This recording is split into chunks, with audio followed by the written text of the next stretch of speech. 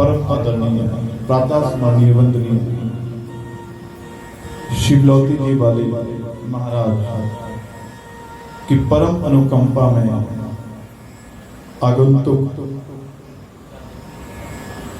परम आदरणीय श्रीमान लायकराम पंडित जी,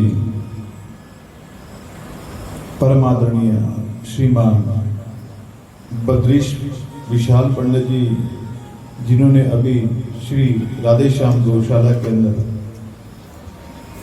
श्रीमद् भागवत कथा का श्रवण आप सभी को करवाया।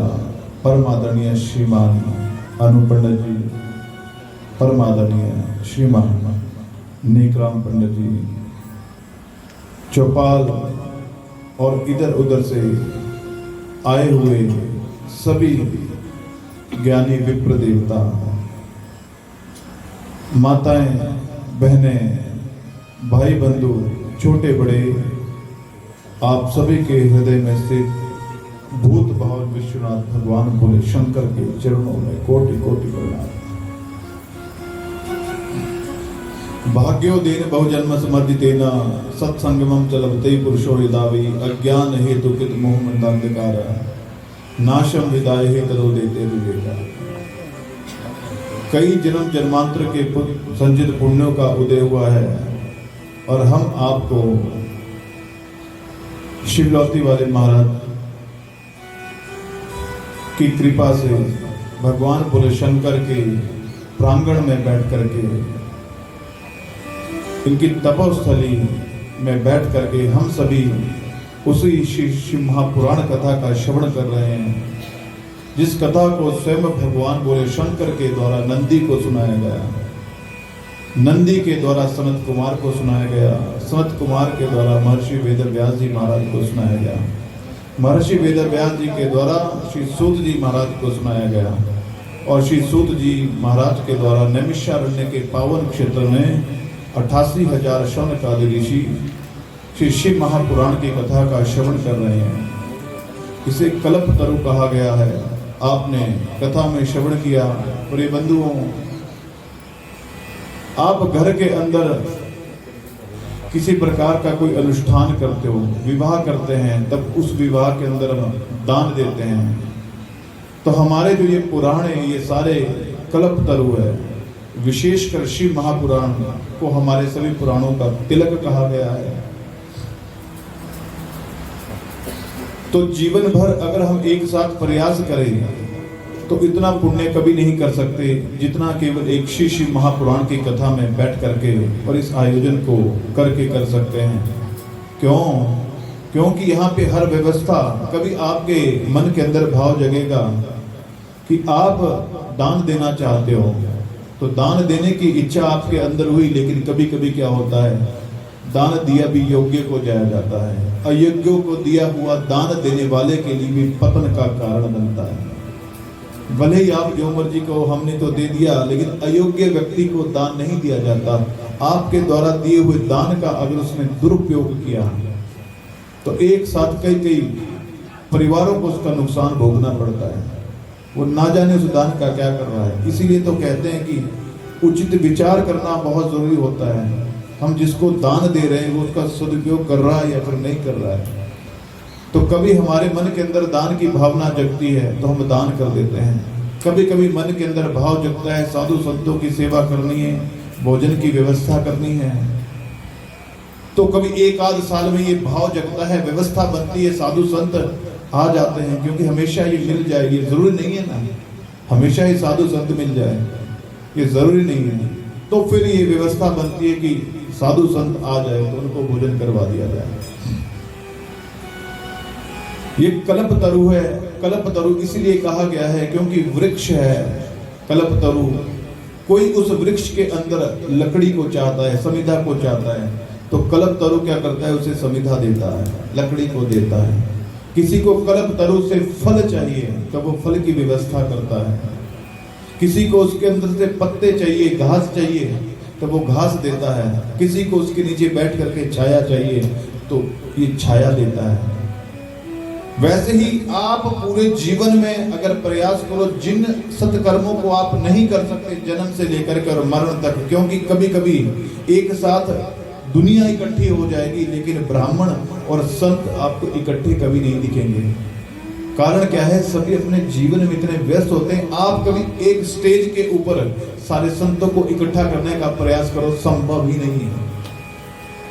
जिस समय श्री सुखदेव जी महाराज ने परीक्षित को कथा सुनाई थी तो परीक्षित ने यही कहा, कौन कहता है कि मुझे 7 दिन में मरने का शाप मिला है?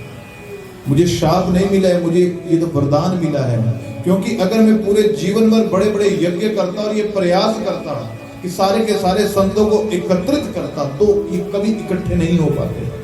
लेकिन आज जब उसे शाप लगा है तो सुखदेव जी महाराज कथा कहने के लिए आए तो सारे के सारे संत हम भी कथा को सुनेंगे, हम भी कथा को सुनेंगे, हम भी, क्योंकि कथा को सुनने का महत्व जानते हैं ना। जो लोग ये कहते हैं कि शिव महापुराण की कथा के अंदर मूल पाठ का ही विशेष महत्व है, जो लोग ये कहते हैं अन्नदान का ही वो महत्व है, वो लोग संकीर्ण बुद्धि वाले होते हैं, छोटी बुद्धि वाले होते हैं। शिव महापुराण की कथा में हर एक चीज का महत्व है।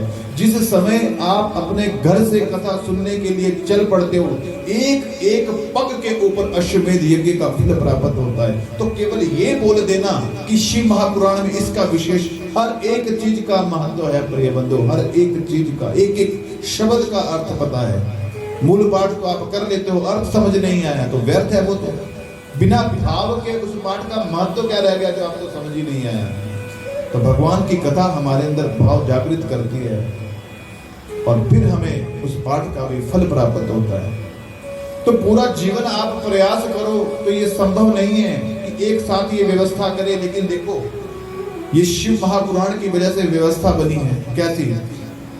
आपको सौभाग्य मिला है, आप दान देना चाहते हो तो श्रेष्ठ ब्राह्मणों को आगमन यहाँ पे हुआ है। आप अपनी इच्छा से जितना चाहो उतना दे सकते हो।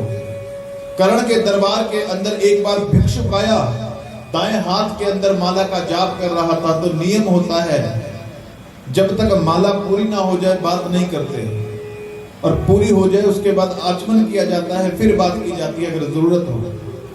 तो कर्ण के दरबार के अंदर भिक्षुक आया भिक्षा मांगने के लिए, दाएं हाथ से माला का जाप कर रहा था। भिक्षुक ने कहा भिक्षा दीजिए। दान का ये महत्व है, दान दिया जाता है हमेशा दाएं हाथ से, बाएं हाथ से नहीं दिया जाता है। अपने से श्रेष्ठ लोगों को भी कभी कोई चीज दो ना तो वो बाएं हाथ से नहीं दी जाती, अपमान होता है, दाएं हाथ से दिया जाता है। कभी कभी तो लोग प्रसाद भी ऐसे ले लेते हैं, प्रसाद को ऐसे नहीं, दोनों हाथों से लिया जाता है, तिरस्कार होता है प्रसाद का। तो कर्ण के दरबार के अंदर भिक्षुक आया। जैसे ही भिक्षुक आया तो कर्ण ने तुरंत बाएं हाथ से पकड़ा और भिक्षा दे दी, जो हाथ, क्योंकि दानियों में बलि का नाम जैसे आता है वैसे कर्ण का नाम भी गिना जाता है, जिसने कवच कुंडल को ही दान कर दिया था। तो बाएं हाथ से दान दे दिया। तो भिक्षुक ने कहा, कर्ण तुम जानते नहीं इस बात को, दान हमेशा दाएं हाथ से दिया जाता है, बाएं हाथ से कभी नहीं दिया जाता। कर्ण ने हाथ जोड़ करके कहा, भगवान ये मैं जानता हूं कि दान हमेशा दाएं हाथ से दिया जाता है, लेकिन मेरे मन के अंदर एक भाव जगा है दान देने का। आपने मांगा और मेरे मन में भाव जगा दान देने का।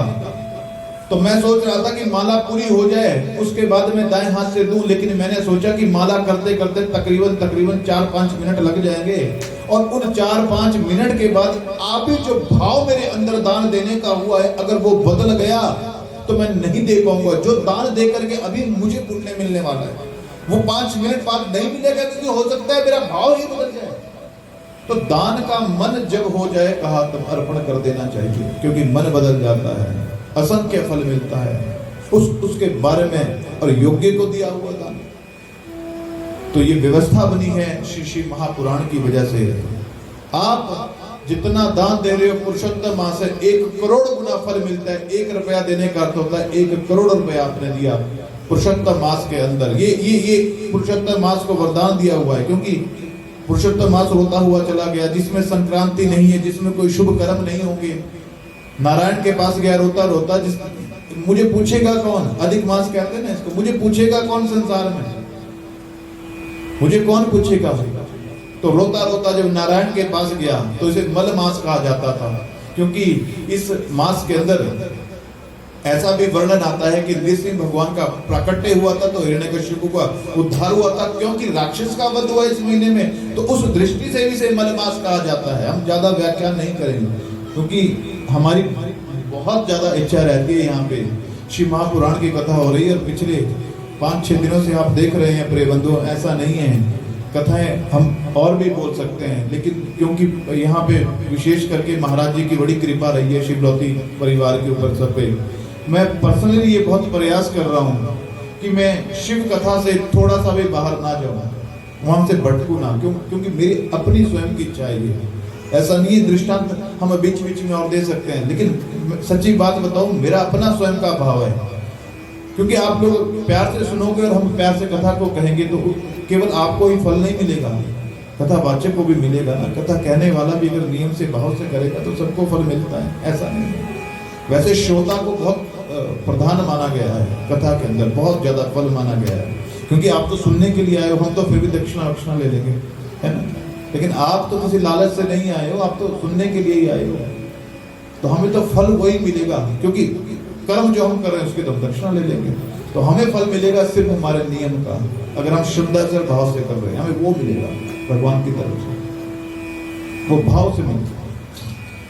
तो हमारी ये कोशिश है यहाँ पे कि ऐसे आपको कथा को ज्यादा से ज्यादा भगवान, क्योंकि भगवान का यहाँ मंदिर भी है, भगवान स्वयं विराजमान है, तो हमारा मन ऐसा हो रहा है आपको सुनाते सुनाते हमारा भाव कई बार ऐसा बन जाता है कि भगवान बोले शंकर सामने ही है और वो कथा का रसा स्वादन कर रहे हैं, वो आनंदित हो रहे हैं, उनको आनंद आ रहा है, तो हमें भी आनंद आता है। और यहाँ से ऐसा प्रत्यक्ष दर्शन होता है भगवान बोले शंकर का शिवलिंग का सामने, देखते रहो कथा करते रहो, देखते रहो कथा करते रहो, ये भाग्य कहाँ मिलेगा। तो पुरुषोत्तम मास रोता रोता चला गया, कोई उत्सव नहीं है, विवाह नहीं होते इसके अंदर, कोई गाड़ी नहीं खरीदता, कोई गृह प्रवेश नहीं होता है, कोई शुभ कर्म नहीं होंगे भगवान, तो मुझे पूछेगा कौन। इसीलिए इसका मल मास ना पड़ा, क्योंकि राक्षस का वध हुआ था और 12 महीनों में इसकी गिनती कहीं नहीं है, 13वां महीना इसलिए अधिक मास हो गया। तो अधिक मास, अब अधिक आदमी को कौन पूछता है। यहाँ पे 12-13 ब्राह्मण बैठे हुए हैं, इतनी व्यवस्था बनाई है इन्होंने, 2 ब्राह्मण और आ जाए माला पकड़ करके तो कोई नहीं पूछेगा, क्योंकि वो अधिक हो गए ना। जरूरत 11 की है तो फिर उसको कौन पूछेगा, माला पकड़ करके आ जाए, मान लो अनुष्ठान में बैठ गए, वैल्यू नहीं है क्योंकि जरूरत नहीं है, वो अधिक हो। अब उसने कहा मुझे कौन पूछेगा, तो रोने लगा भगवान के पास जाकर के। तब भगवान ने कहा देखो वरदान दिया है ये पुरुषोत्तम मास को, कहा है माना कि इसके अंदर गृह प्रवेश नहीं हुआ, कोई भी नया काम करना है, मुंडन संस्कार कुछ भी करना है, यज्ञोपवीत कोई ऐसा कार्य इसके अंदर नहीं होगा, विवाह नहीं होंगे, लेकिन जाओ अब मैं तुम्हें मल मास नाम नहीं दूंगा, अधिक मास नाम नहीं दूंगा, अब मैं तुम्हें पुरुषोत्तम मास नाम देता हूँ, पुरुषों में उत्तम है जो भगवान नारायण है, पुरुषोत्तम मास तुम्हें नाम देता हूँ। और मैं तुम्हें ये वरदान देता हूँ कि आध्यात्मिक दृष्टि से भगवान की भक्ति को पाने के लिए, भगवान का संग पाने के लिए, वैकुंठ नित्य वास करने के लिए, इस भावना से जो भगवान की पावन कथाओं का श्रवण करेगा, अनुष्ठान इत्यादि करेगा, आध्यात्मिक ऊंचाई के लिए, ये नहीं है कि मेरा बिजनेस चल पड़े, ये नहीं है कि हमारे घर में बेटा नहीं है बेटा हो जाए, इसमें संकीर्ण फल हो जाता है जब आप ऐसी चीज मांग लेते हैं भगवान से। ये ऐसा होता है, बहुत संकीर्णता है। आप सूर्य देव के पास जाओ और मानो उसको बोलो कि आपको रोशनी दे दे, दीपक की तरह, सूर्य से मांगना दीपक की तरह रोशनी को। अखिल कोटि ब्रह्मांड नायक और मांग रहे हैं आप बेटा दे दे। आप सोचो जरा, अखिल कोटि ब्रह्मांड आप बेइज्जती कर रहे हो आप तो भगवान। तो आध्यात्मिक ऊंचाई हमेशा यही करो, भगवान आपकी भक्ति मुझे मिलती रहे, ये वरदान मांगो। तो आज से तुम्हारा नाम होगा पुरुषोत्तम मास, और एक कर्म किया हुआ, 1 रुपया दान 1 करोड़ के बराबर है, एक मंत्र 1 करोड़ के बराबर है। आपके द्वारा की हुई एक शिव महापुराण नहीं हो रही है यहाँ मंदिर के अंदर। देखो वैसे ही किसी गौशाला के अंदर, तीर्थ स्थल के अंदर, नदी के समीप, मंदिर के अंदर कथा श्रवण करने से वैसे ही कई सहस्र गुना फल बढ़ जाता है। और फिर पुरुषोत्तम मास को भी प्लस कर लो उसके अंदर, तो एक कथा का श्रवण नहीं हो रहा है आपका, एक साथ हमें लगता है 1 करोड़ 2 करोड़ कथाओं का श्रवण क्या हो रहा है। तो पूरे जीवन भर में भी, लेकिन इन महीनों की खासियत भी होती है। फल मिलेगा देने वाले को, लेकिन कोई गलत कर्म किसी के द्वारा हो जाता है या भगवान का भजन नहीं होता है तो वो भी 1 करोड़ गुना ही फल मिलता है उसका। तो ये व्यवस्था नहीं बन पाती है कई बार, लेकिन योग्य ब्राह्मण है। और दूसरी बात, यहाँ पे देखो साधु संतों का कितना मान सम्मान हो रहा है, जो भी आ रहे हैं कितनी सुंदर व्यवस्था बनी है, खाने के लिए भोजन की, अन्नदान भी यहाँ पे हो रहा है, कितने सुंदर हवन इत्यादि कर्म भी हो रहे हैं, साधु संतों की सेवा हो रही है। और जो लोग तन से सेवा कर रहे हैं, सुबह सुबह झाड़ू लगाना यहाँ पे शुरू हो जाते हैं, मंदिर कोई साफ कर रहा है, आरतियां हो रही है 2-2 3-3 टाइम, तो कितना कुछ मिल रहा है। एक शिव महापुराण करवाने से ही दक्षिणा दी जा रही है, यज्ञ की पत्नी है दक्षिणा, तो दक्षिणा दी जा रही है। 33 कोटि देवी देवताओं का आवाहन हुआ है, उनका पूजन किया जा रहा है। तो एक सिर्फ शिव महापुराण की कथा करने से ही जो पूरे जीवन भर में हमें सौभाग्य नहीं मिलता, वो एक ही बार में मिल रहा है।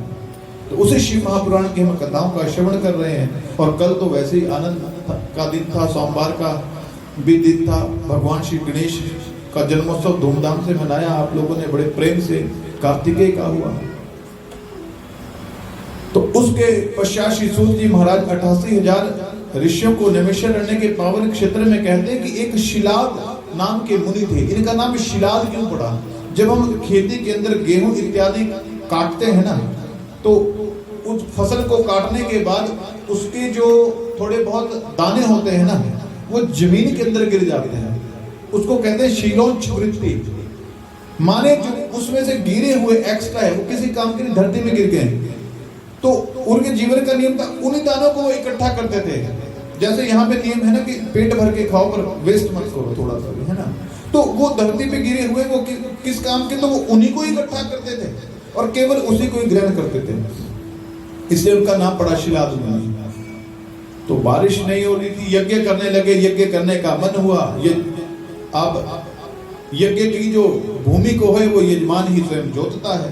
यज्ञ किया, भूमि को जोतने लगे, जैसे ही जोतने लगे तो उसके अंदर से एक घड़ा निकला, और घड़े को जैसे ही देखा गया तो उसके अंदर से एक बेटा, उनको था नहीं, तो उसके अंदर से एक छोटा सा बेटा मिला। अब तो महाराज शिलाद के आनंद का ठिकाना ना रहा, उनको बड़ा आनंद आया, बहुत आनंद आया। तो बेटा था नहीं, तो इतना आनंद आया कि उसका नाम उन्होंने रख दिया क्या? नंदी। तो बड़े प्रसन्न से रहते हैं घर के अंदर। 4-5 साल का बच्चा हुआ है तो मित्र और वरुण देवता अकस्मात घर के अंदर आए, तो उन्हें देख करके शिलाद मुनि बड़े प्रसन्न हुए। कोई भी ज्योतिषी घर में आ जाता है तो माता पिता की बड़ी इच्छा रहती है कि बेटा हो या बेटी हो, विवाह के लिए कुंडली दिखा देते हैं। और खास करके जो भविष्य का अच्छा प्रवक्ता हो, मित्र और वरुण है, ये तो वैसे ही भविष्य के बारे में बता देते हैं। तो इन ऐसे माता पिता को अगर पता चल जाए तो सबसे पहले वो कुंडली लेकर के आ जाते हैं और वृत्त उनके चरणों में डाल देते हैं, आप हमें बताइए इसका भविष्य क्या होगा। मित्र वरुण देवता आदर सत्कार किया, बेटे को कहा, चरणों में दंडवत प्रणाम किया और बोल दिया, भगवान इसका भविष्य बताओ। और मित्र वरुण देवता देख रहे हैं भविष्य को, फिर एक दूसरे का मुंह देख रहे हैं। शिलाद मुनि ने कहा, बात क्या है? कहा, बात यह है इसकी तो आयु बहुत कम है, ये केवल 8 वर्ष ही जिएगा, इसके बाद शरीर छोड़ देगा। शिलाद मुनि की आंखों में आंसू आ गए। अब बेटे का भविष्य देखा तो क्या करेगा, कैसी आप शिक्षा दे रहे हैं। उसी समय चला गया नंदी एकांत वन के अंदर और वहां जाकर के तप करने लगा। ओम नमः शिवाय, ओम नमः शिवाय, ओम नमः शिवाय, इस महामंत्र का जाप करना प्रारंभ कर दिया। जाप करते करते समय बीता, 1 करोड़ शिव मंत्र का जाप कर दिया। भगवान भोले शंकर प्रसन्न हो गए। भगवान भोले शंकर ने कहा, नंदी मैं तुमसे बहुत प्रसन्न हूं, मांगो तुम्हें क्या वरदान चाहिए। श्री सूत जी महाराज कहते हैं 88,000 शौनकाधीशों, याद था अभी भी नंदी को कि उसके पिता ने क्या कहा था कि तुझसे जीवन के लिए शिव की आराधना नहीं करनी है, बाबा को पाने के लिए, भक्ति के लिए शिव आराधना करनी है। उसे याद था, उसने कहा मुझे कुछ नहीं चाहिए, हे भोले शंकर, केवल आप मुझे वरदान देना चाहते हो तो ये वरदान दे दीजिए, मैं फिर से 1 करोड़ शिव मंत्र का जाप कर सकूं, मुझे में इतना सामर्थ्य आ जाए। भोले बाबा ने कहा था, तो फिर से वो भगवान के ओम नमः शिवाय का जाप करने लगा और फिर से भगवान भोले शंकर के 1 करोड़ मंत्र का जाप हुआ। बाबा आए, प्रसन्न हुए, नंदी मैं प्रसन्न हूं, मुझसे कुछ वरदान मांग लो। फिर से नंदी ने कहा, क्योंकि याद था कि तुझ शील को मांगना नहीं है, हे बोले शंकर 1 करोड़ और मंत्र का जाप करूं, ऐसा वरदान दे दीजिए। भगवान बोले शंकर ने कहा तथास्तु, और भगवान बोले शंकर वहां से चले गए। 3 करोड़ शिव मंत्र का जाप किया है नंदी ने। आप प्रयास करो, मंत्र में बहुत शक्ति होती है, बहुत ताकत होती है। आप गुरु मंत्र कर सको तो बहुत बढ़िया बात है। 3 प्रकार के जाप का वर्णन किया है, वाचिक है ना, मानसिक और उपांशु। श्रेष्ठ जाप होता है जो मन से किया जाता है, उपांशु होता है जिसमें हमारे होठ हिलते हैं, वाचिक होता है हम जैसे बोल रहे हैं ये वाचिक है। कोई भी मंत्र बोले अभी ओम त्र्यंबकम यजामहे सुगंधिं पुष्टि, ये वाचिक हो गया। उपांशु हो गया जिसके अंदर होठ हिलते हैं और मंत्र चल रहा है। मानसिक हो गया है जो मन से बोला जाता है, जिसमें होठ भी नहीं हिलते। तो श्रेष्ठ मंत्र वही होता है जिसमें होठ भी नहीं हिलते हैं। और फिर आप उस स्थिति में भगवान के उस मंत्र का जाप करो। तो ना कर सको कभी तो ये कोशिश क्या करो। मानसिक पूजा का भी महत्व है। जो कंजूस आदमी है ना, जो बोलता है मैं तो पैसे खर्च ही नहीं कर सकता, मैं तो दे ही नहीं सकता, कई ऐसे भी होते हैं मैं दे ही नहीं सकता। एक सेठ जी गए अपने गुरुजी के पास, गुरुजी प्रणाम प्रणाम, मुझे भी बताओ भगवान की पूजा मैं कैसे करूं, पर गुरुजी कोई ऐसा उपाय बताना जिसमें पैसा ना लगे, क्योंकि मैं पैसा खर्च नहीं कर सकता, मेरी कमजोरी है, और पैसा बहुत ज्यादा। ठीक है तो तुम एक काम करना। कहा क्या? तुम्हारे लिए मानसिक पूजा बता देता हूं। सुबह उठना और नेत्रों को बंद करना और नेत्रों में ही ध्यान करना। आज ठाकुर जी को मैं स्नान करवा रहा हूं, स्नान करवाने के पश्चात वेशभूषा को धारण करवा रहा हूं। सारी युक्ति बता दी। कहा ठीक है। ये करने लगा वो सेठ नित्य, पैसे तो लगा नहीं सकता है, फ्री का काम बस वही हो जाए। कपड़े भी बदलवाए ना, एक ही कपड़े डलवा करके रखे मानसिक पूजा में। तो आज जैसे ही बैठा है पूजा करने के लिए, नेत्रों को बंद किया, प्रातः काल उठा, उठने के बाद स्नान इत्यादि किया और उसके बाद ठाकुर जी को स्नान करवाने लगा। अब नेत्र बंद है, पूरा भाव में डूब गया है, क्योंकि पैसा लग ही नहीं रहा है। वो तो खुश है, भाव के अंदर ही ठाकुर जी को हाथ में लिया, बड़े प्रेम से उनको स्नान करवा रहा है, टावल के साथ पहुंचा। उसके बाद ठाकुर जी को कपड़े धारण करवाए, ऊंचे सिंहासन के ऊपर बैठाया। बैठाने के पश्चात ज्योत जलाई है, धूप इत्यादि लगाया है, मंत्र का जाप करने लगा। फिर भाव में ही हो रहा है। फिर सोचा ठाकुर जी को मैं भोग लगा देता हूँ। तो वो नित्य भाव में ठाकुर जी को एक दूध का गिलास लगाता था, उसके अंदर शक्कर डालता था और दूध का गिलास करता था। आज नेत्र बंदे भाव के अंदर ही एक गिलास दूध का लेकर के आया है और भाव में देख रहा है वो ठाकुर जी के पास है। फिर सोचा इसके अंदर शक्कर डाल देता हूँ, 1 चम्मच। 1 चम्मच शक्कर डालने लगा, दूध के अंदर डाली, ध्यान नहीं रहा। दूसरा चम्मच भी लिया और वो भी शक्कर जो कहते हैं दूध के अंदर डाल दी। ओ हो, ध्यान आया 1 चम्मच डालना था, मैंने तो 2 चम्मच डाल दिए। अब भाव के अंदर ही उस दूध के गिलास में हाथ डाल दिया और उसके अंदर से 1 चम्मच शक्कर का निकाल रहा है। ठाकुर जी प्रकट हो गए। कहा सेठ ये तो मानसिक पूजा कर रहा है, कम से कम इसमें तो 2 शक्कर डाल दे, इतनी क्यों तो 1 ही चम्मच के चक्कर में पड़ा हुआ है। कहने का भाव अगर आप ये ना कर पाओ, आपको लगता है ब्राह्मण को दक्षिणा नहीं देना, ये नहीं देना, वो नहीं देना, अगर आप उस स्थिति में पहुंच जाओ, मानसिक कर लो, मानसिक तो करो कम से कम। पर मानसिक पूजा का बड़ा महत्व है। 1 करोड़ मंत्र का जाप हुआ, भगवान बोले शंकर आए और भगवान बोले शंकर जैसे ही आए और जैसे ही आए अब संग में पार्वती माता भी आई। नंदी कहो तुम्हें क्या चाहिए, तुम्हें कौन सा वरदान चाहिए, मैं तुम्हारी भक्ति से इतना प्रसन्न हूं, आज तुम त्रिलोकी को मांगो, स्वर्ग को मांगो, जो तुम्हें चाहिए मांगोगे वो मिलेगा। पार्वती माता ने कहा भगवान बोले शंकर से, आप मेरे बेटे को इन प्रलोभनों में मत लुभाइए भगवान। नंदी कहने वाला था 1 करोड़ मंत्र के लिए, भगवान बोले शंकर ने कहा नंदी बहुत हो चुका है, अब तुम वरदान मांग लो, तुम्हें क्या चाहिए। लेकिन कुछ मांगता नहीं है। पार्वती माता ने कहा आप प्रलोभनों में मत लुभाइए मेरे बेटे को, इसको स्वर्ग नहीं चाहिए, त्रिलोक नहीं चाहिए, ये तो सीधा कैलाश जाना चाहता है, हमारा पुत्र बन करके रहना चाहता है। श्री सूत जी महाराज बोले हे 88,000 शौनकादि ऋषियों, इतना सुना है। और नंदी बड़ा प्रसन्न हुआ। माँ और बेटे की आपस में पट गई और सीधा नंदी अब भगवान के कैलाश पर्वत को चला गया। और जिस बच्चे को 8 दिन के अंदर ही मरना था, वही जो नंदी है भगवान भोले शंकर का गणाध्यक्ष बन गया। और नंदी बन करके निरंतर भगवान भोले शंकर को अपनी पीठ पे बिठा करके दुनिया में घुमाता है। आप कल्पना करो, जिसे मरना था भगवान भोले शंकर की कृपा से वो हमेशा के लिए अजय हो गया, अमर हो गया। ये है भगवान भोले शंकर। और केवल इतना ही नहीं, माता पिता की ये इच्छा रहती है कि अपने बच्चे का वो विवाह भी करवाए। तो मर्द देवताओं की जो कन्या है सुभगा, उसके साथ नंदी का विवाह निर्धारित हुआ। बड़ी सज धज करके नंदी की बारात गई है।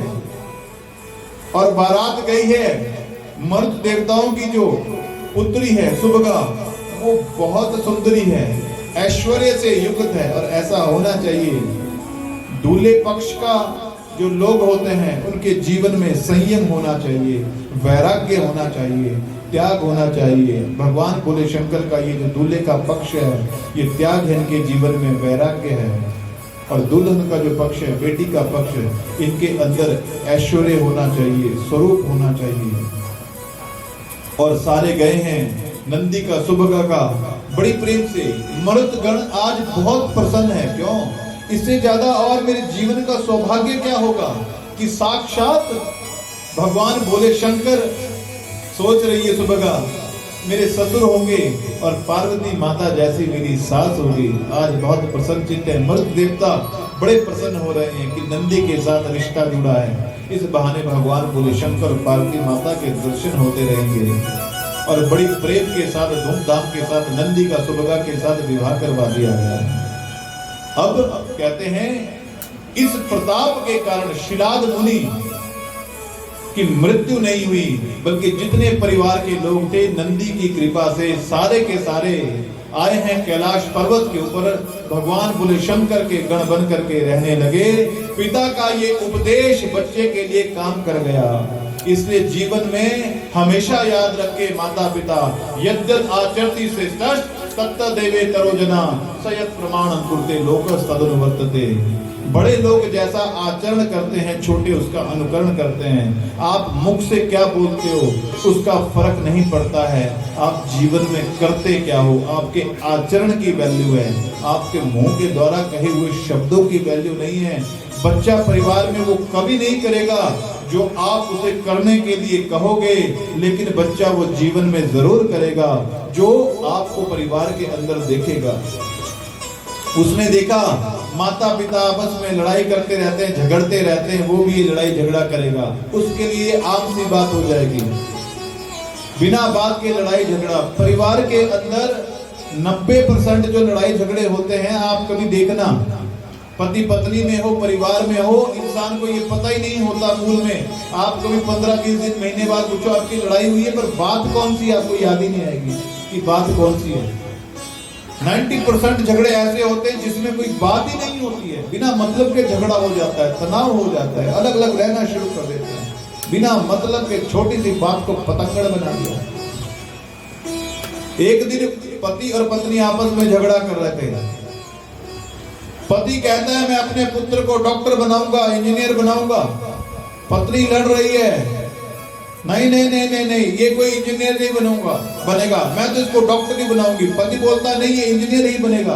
पत्नी बोलती है ये डॉक्टर बनेगा, मैंने बोल दिया। झगड़ा इतना बढ़ गया, अब तो 4 दीवारी से बाहर आ गया, आंगन तक। झगड़ा होते होते होते होते होते होते जोर जोर से बोलने लगे, मैं घर छोड़ करके चली जाऊंगी अगर आपने मेरी बात नहीं सुनी है। बस बेटा तो हमारा डॉक्टर ही बनेगा। पति कहता है इंजीनियर बनेगा। तब तक गुरुजी आ गए। गुरुजी ने पूछा क्या बात है, झगड़ा क्यों कर रहे हो? गुरुजी देखो आप ही समझाओ इसको, मैं चाहता हूँ बेटा इंजीनियर बने, ये कहती है कि बेटा डॉक्टर बनेगा। गुरुजी ने कहा इसमें इतने लड़ने की बात क्या है, ये क्या बनेगा? ऐसा करो बेटे को बुलाओ, उसी को पूछ लेते कि तू क्या बनेगा। तो पति पत्नी एक दूसरे का मुंह देखने लगे। गुरुजी ने कहा क्या हुआ?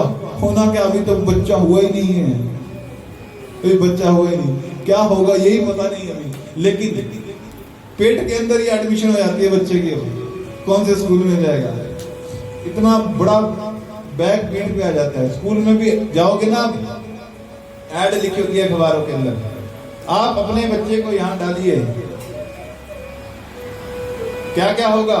डेस्क मिलेंगे प्रॉपर, वेल फर्निश्ड मिलेगा, न्यू टेक्नोलॉजी आई है, एलईडी लगे होंगे, प्रोजेक्टर लगा होगा बच्चे के लिए, वेब इत्यादि उसी में ही देखेगा, स्मार्ट क्लासेस होगी, ऐसे डेस्क होंगे, बुक्स की व्यवस्था, बैग आपको मिलेगा, कवर किया होगा, सबके अंदर घुड़सवारी होगी, है ना, हॉर्स राइडिंग करनी होगी बच्चे ने, उसकी व्यवस्था, नहाने के लिए स्विमिंग पूल की व्यवस्था, आया की व्यवस्था, दिन में लंच करवाना है तो रोटी यहाँ बन जाएगी, सुलाना है तो सोने के लिए बेड की व्यवस्था, सारी की सारी व्यवस्था यहाँ पे मिल जाएगी।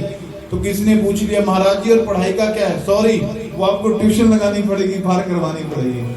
तो सब कुछ है, पर जो मेन चीज है वो नहीं है, पढ़ाई नहीं होगी, बाकी सब होगा। कहने का भाव यही है, बिना मतलब के झगड़े परिवार के अंदर 90% झगड़े ऐसे होते हैं जिनका हमें खुद भी पता नहीं होता है कि ये क्यों हो रहे हैं। तो हम एक बात और कहना चाहेंगे, संसार के वो माता पिता महान नहीं है जिनकी सोच केवल इतनी सी हो कि मेरा बेटा बड़ा होकर के डॉक्टर बन जाए। अरे ये अच्छी बात है, पर संस्कार होने भी जरूरी है। बच्चों को पढ़ाओ, इतना पढ़ाओ कि वो खूब आगे बढ़ जाए, पर ऐसे पढ़ाई ना करवाओ क्योंकि कल को आपसे बात करने में शर्म आए और आपको पूछना ही छोड़ दें।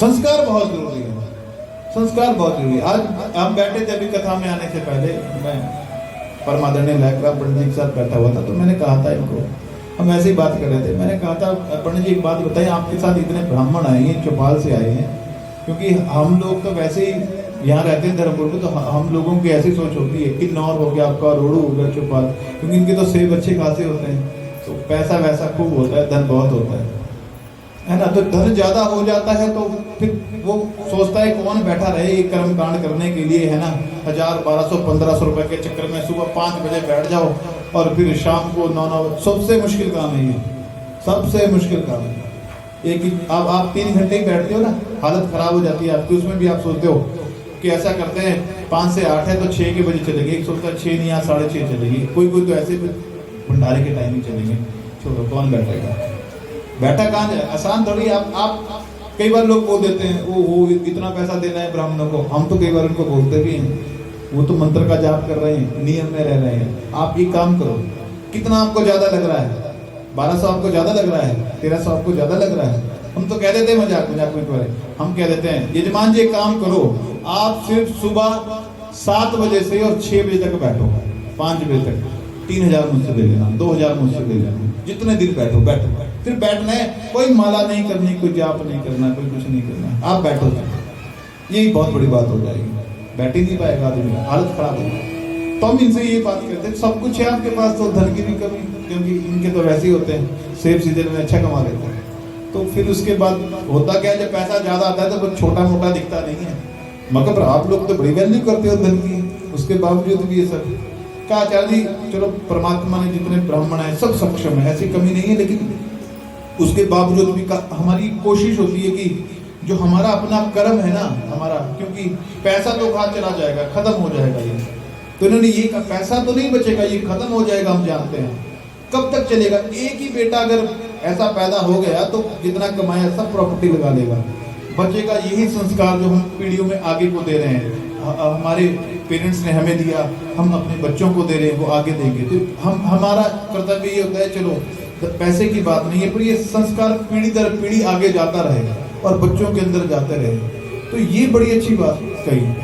तो ये संस्कार जाना चाहिए, तो इससे क्या होगा, आगे समाज में आने वाला टाइम बहुत अच्छा नहीं है, याद रखना। मैं तो व्यासपीठ से ये कहूंगा, परमात्मा अच्छा ही है, मैं बुरा नहीं कहूंगा, समय अच्छा ही है, पर ये आने वाला समय अच्छा नहीं है। एक दिन कोई बोल रहा था कोविड आया, हमने उस दौरान भी कथा में कहीं कहा था, आप कोविड से परेशान हो रहे हो, हमने कथा में ये बात कही थी, आप कोविड से परेशान हो रहे हो, अभी ऐसी चीजें चलेगी आपको पता ही नहीं चलेगा, और उसका तुरंत बाद 1-2 हफ्ते के बाद ही तुरंत आप यहाँ पे भी आया, आपके कालका पिंजौर के अंदर ही डेंगू हो गया शायद, यहाँ पे हालत खराब हो गई, कभी प्लेटलेट्स डाउन हो रहे हैं किसके, और छोटा सा बुखार 4-4 लाख रुपए लग रहे हैं। कोई 32 में जा रहा है, कोई प्राइवेट पंचकुला हॉस्पिटल्स में जा रहा है और मरने से बच रहे हैं। किसी की इकलौती औलाद है, किसी को डबल है, तो एक कितने छोटे छोटे बच्चे कैसे मरे जा रहे हैं, पता ही नहीं चलता है। और हमने भी पीछे भी कहा था इस राजश्याम गौशाला में, अभी हम बारिश से परेशान हो रहे हैं, अभी थोड़े दिन रुक जाओ, फिर आप कहेंगे महाराज यहाँ तो अब मलेरिया हो गया, मच्छरों जाते ही 3-4 केस हमने सुने वहां पे, कालका में 3-4 केस आ गए हैं। अभी हम परेशान हो रहे हैं, त्रासदी आई है हिमाचल के अंदर। चलो परमात्मा ना करे कभी ऐसा और समय आएगा, लेकिन जीवन को आसान नहीं, खुद को मजबूत बनाना सीखो। उत्तम समय कभी नहीं आता, समय को उत्तम बनाना सीखो। ये ऐसे ही चलता रहेगा हमेशा, ऐसे ही, कोई इतना सरल नहीं हो। कोई ना कोई विपत्ति अब किस रूप में आती रहेगी। कोविड में इतना नुकसान नहीं हुआ जितना हिमाचल में हम लोगों के इस बार हो गया। हिमाचल में कभी नहीं ऐसा होता था, लेकिन कोविड से ज्यादा हुआ। लेकिन अब थोड़ी सी हमारी हिमाचल की खूबसूरती ऐसी है, यहाँ होता तो शायद कुछ और सीन होता, लेकिन हिमाचल में हमारे ऐसे हैं, सबको पता है कि सरकारों के ऊपर भी संकट आया हुआ है। चलो आजकल तो हम सोशल मीडिया से बहुत ज्यादा समय भी नहीं होता है जब से कथा में आए, लेकिन तकरीबन न्यूज वगैरह हम देखते रहते हैं जब घर पे भी रहते हैं या फ्री टाइम में। तो होता क्या है कि जो भी काम करो आप, एंड में हम लोगों ने एक आदत बना दी सरकारों को दोष देना ही देना है, कुछ भी हो जाए। जब रोड नहीं थे, NH नहीं थे, तब बोलते थे पैसा खा रही है सरकारें, रोड नहीं बना सकती। फिर रोड बने तो गलत तरीके से बना दिए। अब ये त्रासदी का फर्क डायरेक्ट आ रहा है, अरे भैया पूरे के पूरे पहाड़ आ रहे हैं, क्या कर रहे हो, पहाड़ ही आ रहे हैं। लेकिन हमारी हिमाचल की खूबसूरती है, कंधे के साथ कंधा मिलाकर के एक दूसरे के साथ खड़े हुए हैं इस विपत्ति के अंदर। और हमने काफी समय के बाद ये देखा कि इतनी त्रासदी कहीं पे हो जाए तो फिर लोग गालियां देनी शुरू कर देते हैं सरकारों को। लेकिन अभी तक एक भी कोई ऐसा नहीं बोल रहा है कि सरकार ये नहीं कर रही है। जितना ज्यादा हो सकता है गलत ये निकल करके, खूब जितना ज्यादा हो सकता है बढ़ चढ़ करके, क्योंकि हमारे यहाँ ऐसा काफी है। पंडित जी अक्सर बोलते हैं कि हमारे यहाँ के जो लोग हैं, चाहे वो ब्राह्मण भी हो ना, वो भगवान से डर के ही काम करते हैं, क्योंकि देवभूमि है और डरता बहुत है। हम लोग भगवान से बहुत ज्यादा डरते हैं। 2 ही डर जीवन में होता है, याद रखना। आजकल अब सोशल मीडिया के ऊपर पता नहीं कौन से मैसेज आते रहते हैं, ये नहीं है, वो नहीं है, राखी के 2 टाइप हो गए हैं। ये ब्राह्मण कभी एक दिन पहले बोलते हैं राखी को, सब दूसरे दिन बोल देते हैं। अरे हर धोती कुर्ता डालने वाला यूट्यूब के ऊपर तिलक लगा करके जो बैठ जाता है, वो सारे ब्राह्मण थोड़ी होते हैं, सारे ब्राह्मण थोड़ी होते हैं। धोती कुर्ता डाला नहीं और आपने बोलना शुरू कर दिया है। यूट्यूब का ज्ञान है, जो बोलना मन में आ रहा है इंसान बोलता जा रहा है, जो मन में आता जा रहा है वो बोलता जा रहा है, तो फिर बोलना शुरू कर देते हैं। तो कहने का मतलब अभी भी आप देखोगे तो वहां पे ऐसी कोई बात नहीं है, सभी बढ़ चढ़ करके साथ दे रहे हैं। और अभी तक ऐसा नहीं, 10,000 करोड़ से ऊपर का लॉस तब हो गया था जब हम आ रहे थे यहाँ पे, मैंने न्यूज में सुना था।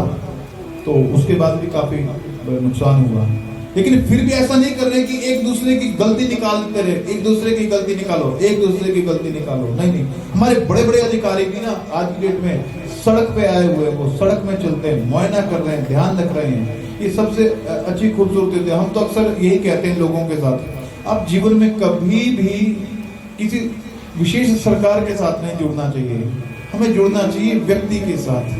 अगर आदमी अच्छा है, वो कहीं पे भी खड़ा हुआ हो, आप हमेशा उसका साथ दो, वो कहीं पे भी खड़ा हुआ हो। आदमी से ही तो सारी सरकारें होती है। लेकिन हम ब्लाइंड हो गए हैं, एक तरफ मूर्खता करते हैं। जो श्रेष्ठ कार्य कर रहा है, समाज के अंदर सरल है, सज्जन है, आपके दुखों सुखों में हमेशा काम आए तो खड़े हो जाओ और हमेशा दूसरों को दोष ना दो। तो आज सब जानते हैं कि बहुत सारे खेत बहे हैं वहां पे, तो जानते हैं कि इस नुकसान की भरपाई सरकारें नहीं कर सकती, तो लोग स्वयं अपने घर में स्वयं कोशिश कर रहे हैं कि अपने हाथों से ही बना ले। क्योंकि अब सरकारों को लूटना नहीं है, 50,000 का डंका लग रहा है, खेत हो रहा है, लाख रुपए, नहीं, वो जानते हैं कि सरकार का नुकसान भी हमारा ही नुकसान है। तो खुद सारी फील्ड बना रहे हैं। जिसका रास्ता डैमेज हुआ है तो वो खुद अपने 10,000 5,000 वो खुद लगा रहे हैं। अरे करोड़ों के घर टूट गए, अब कोई कितना देगा, कोई कितना देगा, कोई। इसीलिए हमारे हिमाचल में पहले रोक लगाई जाती थी, बाहर से कोई आएगा तो जमीन नहीं मिलेगी, बनाएंगे कुछ नहीं, तो लोग माने नहीं, बनाते गए, इसीलिए मना की जाती थी कि थोड़ा ध्यान रखो। हमारे जो लोग काम करते हैं वो थोड़ा सा विचार करके करते हैं, क्योंकि वहाँ की जमीनें उनको पता है। बाहर से लोग आ जाते हैं, 15 मंजिल खड़ी हो गई, उसके बाद किराए पे चढ़ के मुश्किल हो जाता है, क्योंकि बिजनेस सा हो जाता है ना। तो देवभूमि है, ज्यादा छेड़छाड़ हमारे देवता मानते नहीं, वैसे ज्यादा छेड़छाड़ नहीं मानते। इनके साथ ज्यादा छेड़छाड़ करेंगे तो ये रुष्ट बहुत जल्दी हो जाते हैं, देवता प्रसन्न भी बहुत जल्दी हो जाते हैं हमारे, और रुष्ट भी बहुत जल्दी। देवभूमि है ना, हर 2 किलोमीटर पे आपको देवताओं के बड़े बड़े मंदिर मिलेंगे, और बहुत ज्यादा श्रद्धा होती है लोगों की, बहुत ज्यादा, बहुत ज्यादा। तो 2 ही डर तो होते हैं समाज में, ये तुम कह रहे हैं। लोग कई बार बोलते हैं सोशल मीडिया के माध्यम से, ऐसा करते हैं, ये वैसा करते हैं। आप लोग इन गलत प्रचार प्रसार को कर करके कहना क्या चाहते हो? आप ये चाहते हो, 2 डर जीवन में सबसे ज्यादा होते हैं, कानून का डर होता है इंसान को, या फिर धर्म का डर होता है। ये 2 डर होते हैं। तो आप लोग अगर ये बोल रहे हो, अधर्म करने के लिए मजबूर कर रहे हो, अगर आप ये कहोगे कि हम साइंटिफिकली प्रूव कर रहे हैं परमात्मा नहीं है, ये कुछ नहीं है, ये आज मॉडर्न टाइम हो गया है, साइंस टेक्नोलॉजी हो रही है, इन धकियानुसी बातों पर विश्वास में आप क्या चाह रहे हो कि हम तलवार उठाएं? क्या चाह रहे हो? क्योंकि 2 डर सबसे ज्यादा होते हैं, एक तो कानून का डर होता है, दूसरे परमात्मा का डर होता है। तो कानून से तकरीबन इंसान सोच लेता है कि वो बच ही जाएगा, लेकिन डरता सबसे ज्यादा किससे? अगर आप हमसे कहो तो हम ये सोचेंगे चलो शायद कानून से बच जाए, कोई काम हमने कर दिया।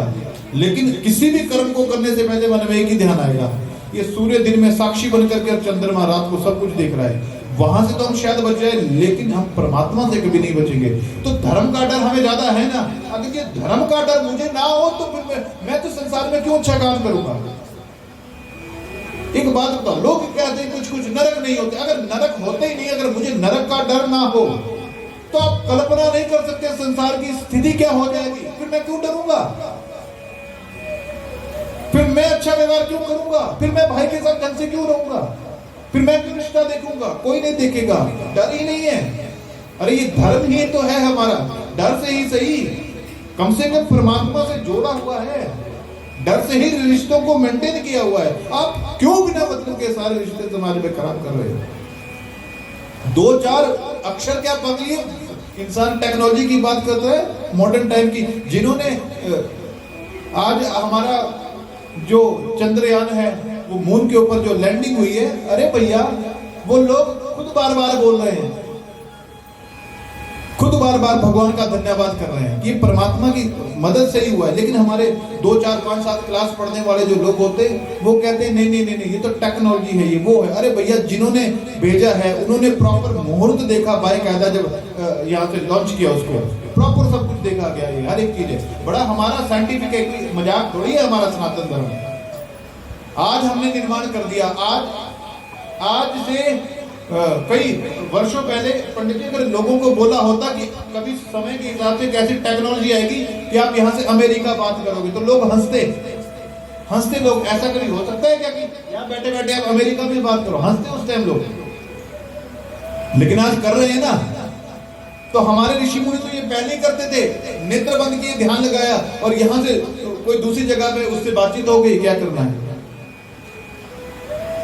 क्यों? क्योंकि हम वहां तक अभी पहुंच ही नहीं पाए हैं, वहां तक पहुंच ही नहीं पाए हैं। जिस जहाज को उड़ाने की हम बात कर रहे हैं, वो तो रामायण में हम कब से देखते आ रहे हैं। पुष्पक विमान रावण के पास भी था, आकाश में उड़ता था।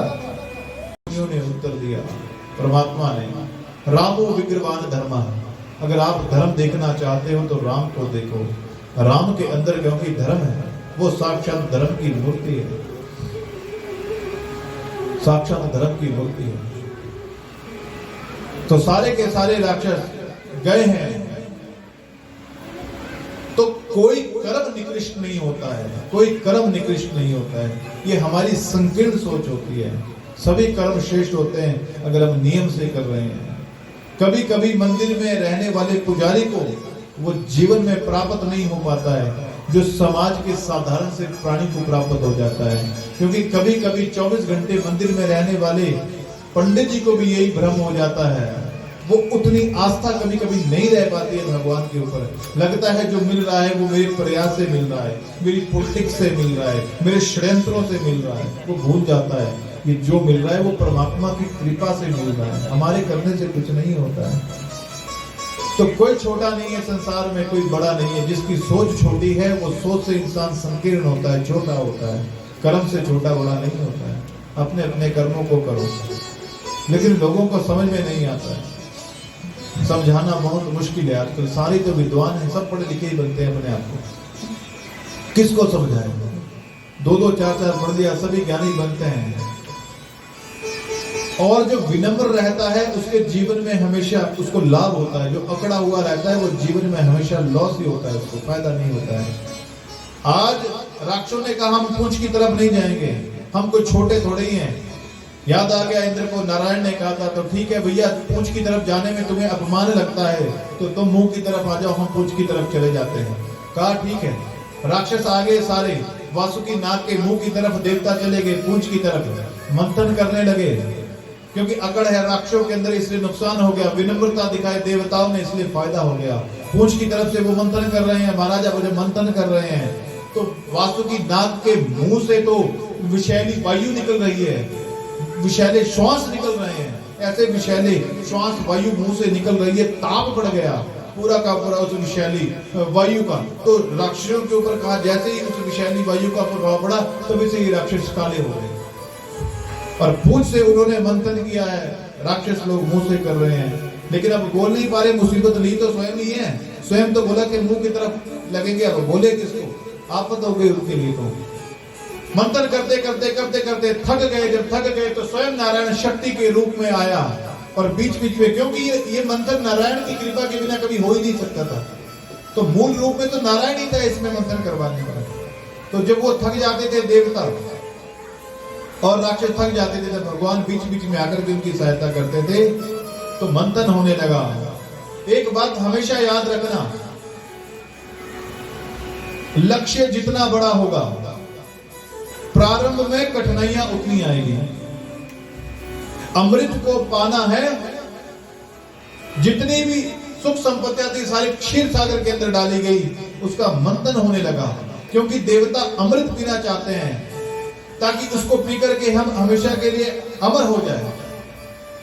तो हमेशा एक बात याद रखना, लक्ष्य जितना बड़ा होगा प्रारंभ में कठिनाइयां उतनी ही आएगी। अमृत को पाना चाहते हो तो पहली जो सीढ़ी आप चढ़ोगे अमृत को पाने के लिए, उसके अंदर हलाहल विष ही निकलेगा। ये हमेशा याद रखना। लक्ष्य अगर आपका बड़ा है तो जीवन में कठिनाइयां भी उतनी ज्यादा आएगी, लेकिन घबराना नहीं है। जब सुलझे ना तेरे उलझे हुए धंधे बंदे, तो छोड़ दे भगवान के भरोसे बंदे। खुद तेरी मुश्किल को वो आसान करेगा, जो तू ना कर सका वो तेरा भगवान करेगा। इसलिए जीवन में जितना सामर्थ्य है, चरे बेती लगे रहो, आप लगे रहो। एक दिन ऐसा जरूर आएगा जब जीवन का जो लक्ष्य सक्सेस है आपके चरणों में होगा, आपसे दूर नहीं होगी।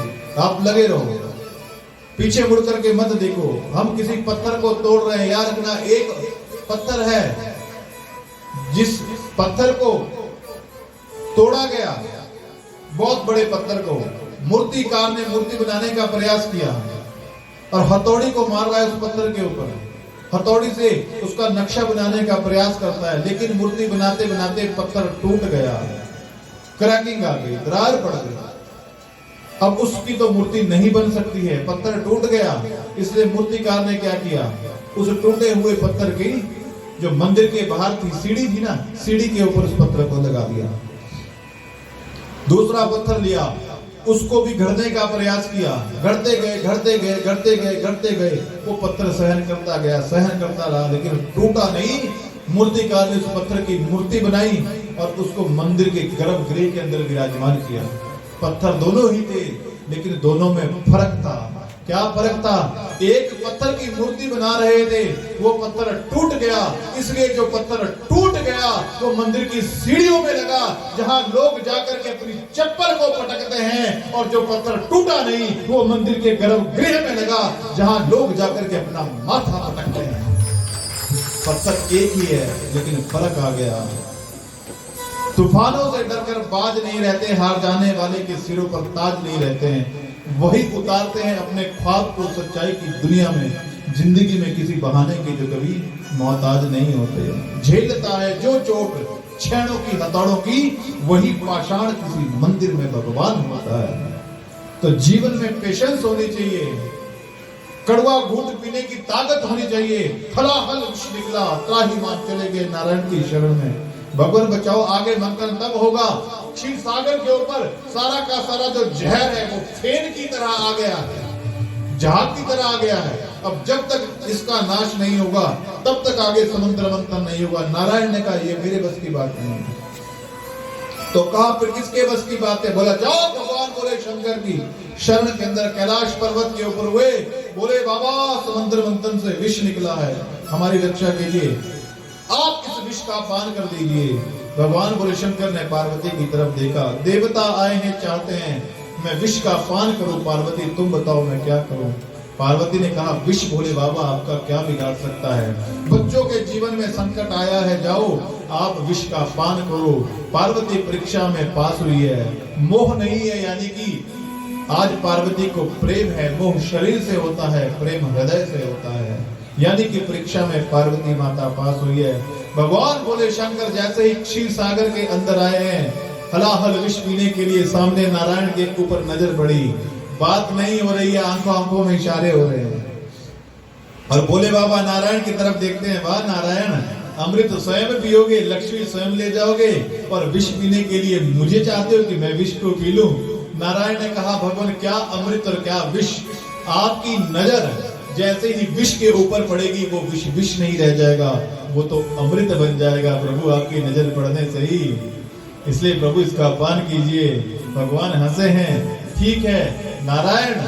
और उसी समय क्षीर सागर के अंदर गए, जैसे पानी के ऊपर से झाग को इकट्ठा करते हैं या जैसे दूध के अंदर से मक्खन को इकट्ठा किया जाता है, वैसे ही दोनों हाथों से भगवान बोले शंकर ने जितनी की जितनी झाग आई थी क्षीर सागर के ऊपर, सारी की सारी झाग को इकट्ठा कर लिया और उस झाग को, उस विष को वो पान करने लगे। और जैसे ही विष को पान करने लगे तो उन्होंने रा बोल करके अपने मुंह को खोल लिया। जैसे ही विष का पान करने लगे, भगवान बोले शंकर के एक एक रोम के अंदर करोड़ों ब्रह्मांड है, भगवान के अंदर देवताओं का वास है। देवता डर गए, कांपने लगे। भगवान बोले शंकर अगर विष का पान कर जाएंगे हम तो ऐसे ही मर जाएंगे अंदर ही। भगवान बोले शंकर ने कहा घबराओ मत, मैं विष को पेट तक नहीं लेकर के जाऊंगा। क्यों? भगवान बोले शंकर ने मन में विचार किया, भगवान बोले शंकर के हृदय के अंदर राम का वास है और नारायण के राम के हृदय के अंदर भगवान बोले शंकर का वास है। इसलिए ऐसा ना हो मैं हृदय में विष को लेकर के जाऊं, मेरे राम को किसी प्रकार की पीड़ा हो। परमात्मा का कुछ बिगड़ नहीं सकता, लेकिन भाव में भक्त ये कभी नहीं चाहता है कि भगवान के जीवन में कभी कोई संकट आए। हम भगवान की आरती उतारते हैं, आरती उतार करके ऐसे हाथों को करते हैं। घर में बच्चा पैदा होता है तो छोटे बच्चे के पास जाते हैं, उसकी नजर माँ ऐसे उतारती है मानो इस बच्चे के ऊपर जितनी भी अबला हो, विपत्तियां हो, वो सारी की सारी दूर हो जाए और हमें मिल जाए। तो हम आरती करते हैं, हाथ उतारते हैं, मानो भगवान से ये प्रार्थना करते हैं कि हे भगवान आपके जीवन में जितनी विपत्तियां हो वो मुझे मिल जाए, बस आपको किसी प्रकार का कष्ट न हो, आपको किसी प्रकार का दुख ना हो। भक्त वास्तव में परमात्मा से कुछ मांगता नहीं है, वो तो परमात्मा को भी देने की इच्छा रखता है। इसलिए भगवान बोले शंकर ने पेट में नहीं उतारा। क्यों? क्योंकि विष जीवन के अंदर पियोगे, ये शिक्षा दी, और पेट के अंदर वो चला गया तो बेचैनी हो जाएगी, ध्यान रखना।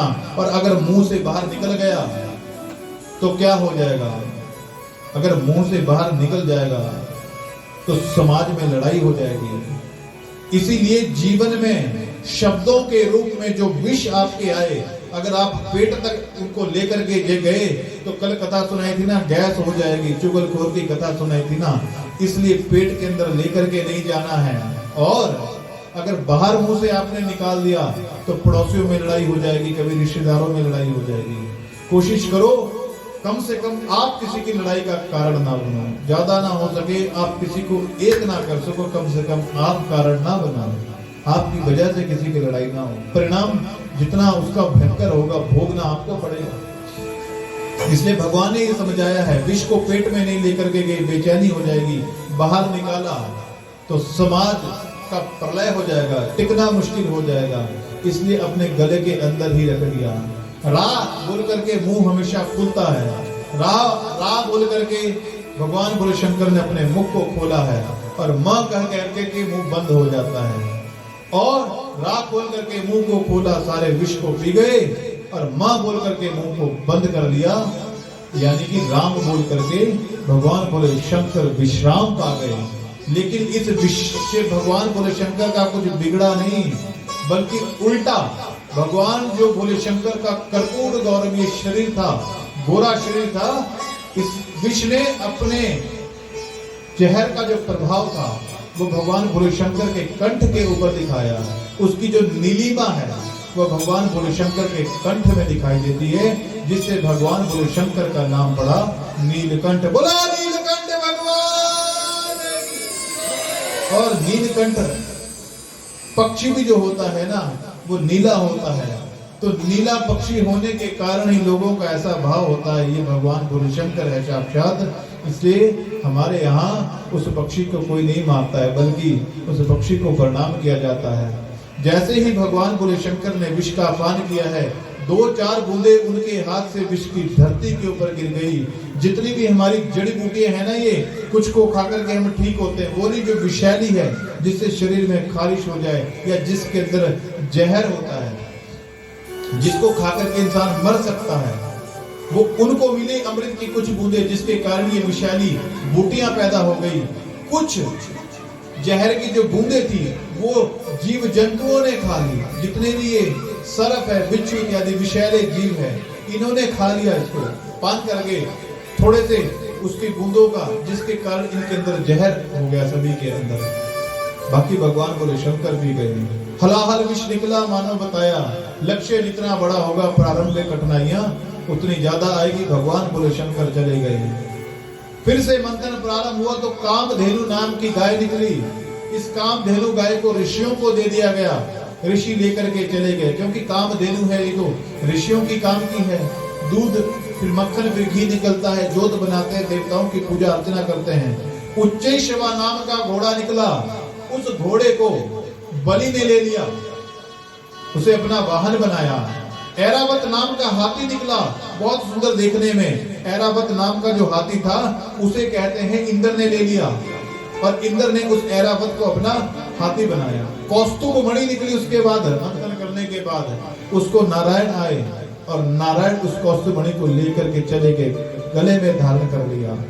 इसके बाद कल्प वृक्ष निकला है, जो मांगो वो पूरा करता है, तो कल्प वृक्ष को लेकर के स्वर्ग के ऊपर विराजमान करवाया गया। इसके बाद अप्सराएं निकली, मेनका, रंभा, घिताजी, तिलोत्तमा इत्यादि सारी की सारी अप्सराएं स्वर्ग में भेज दी गई। इसके बाद शराब निकली, और जितनी शराब दी वो राक्षसों ने ले ली, आपस में बांट लिया। ये रतन निकल रहे हैं, हलाहल विष के बाद ये सारे के सारे रतन निकल रहे हैं। क्षीर सागर से चंद्रमा निकला है उसके बाद, और उस चंद्रमा को भगवान भोले शंकर ने अपने जटाओं पे धारण कर लिया। उसके बाद लक्ष्मी निकली है, उस लक्ष्मी को नारायण लेकर के चले गए। इसके बाद धनवंतरी निकले हैं, जो अपने हाथों के अंदर अमृत का कलश लेकर के प्रकट हुए। लेकिन जैसे ही कलश को देखा है, राक्षसों ने मंथन छोड़ दिया और राक्षस टूट पड़े। यद्यपि इंद्र ने समझाया था हम आपस में बंटवारा कर लेंगे, लेकिन राक्षस टूट पड़े और उस अमृत के कलश को धनवंतरी से छुड़ा लिया, लेकर के भागने लगे। जो बड़े बलशाली राक्षस थे उन्होंने अमृत के कलश को ले लिया, हम ही पी लेंगे। उनमें भी जो छोटे मोटे राक्षस थे ना, उनके हाथों में भी कुछ नहीं लग रहा है। तो वो राक्षस ने देखा जब हमारे हाथों में कुछ नहीं लगा ना, तो उन्होंने भी देवताओं के तरफ से बोलना शुरू कर दिया।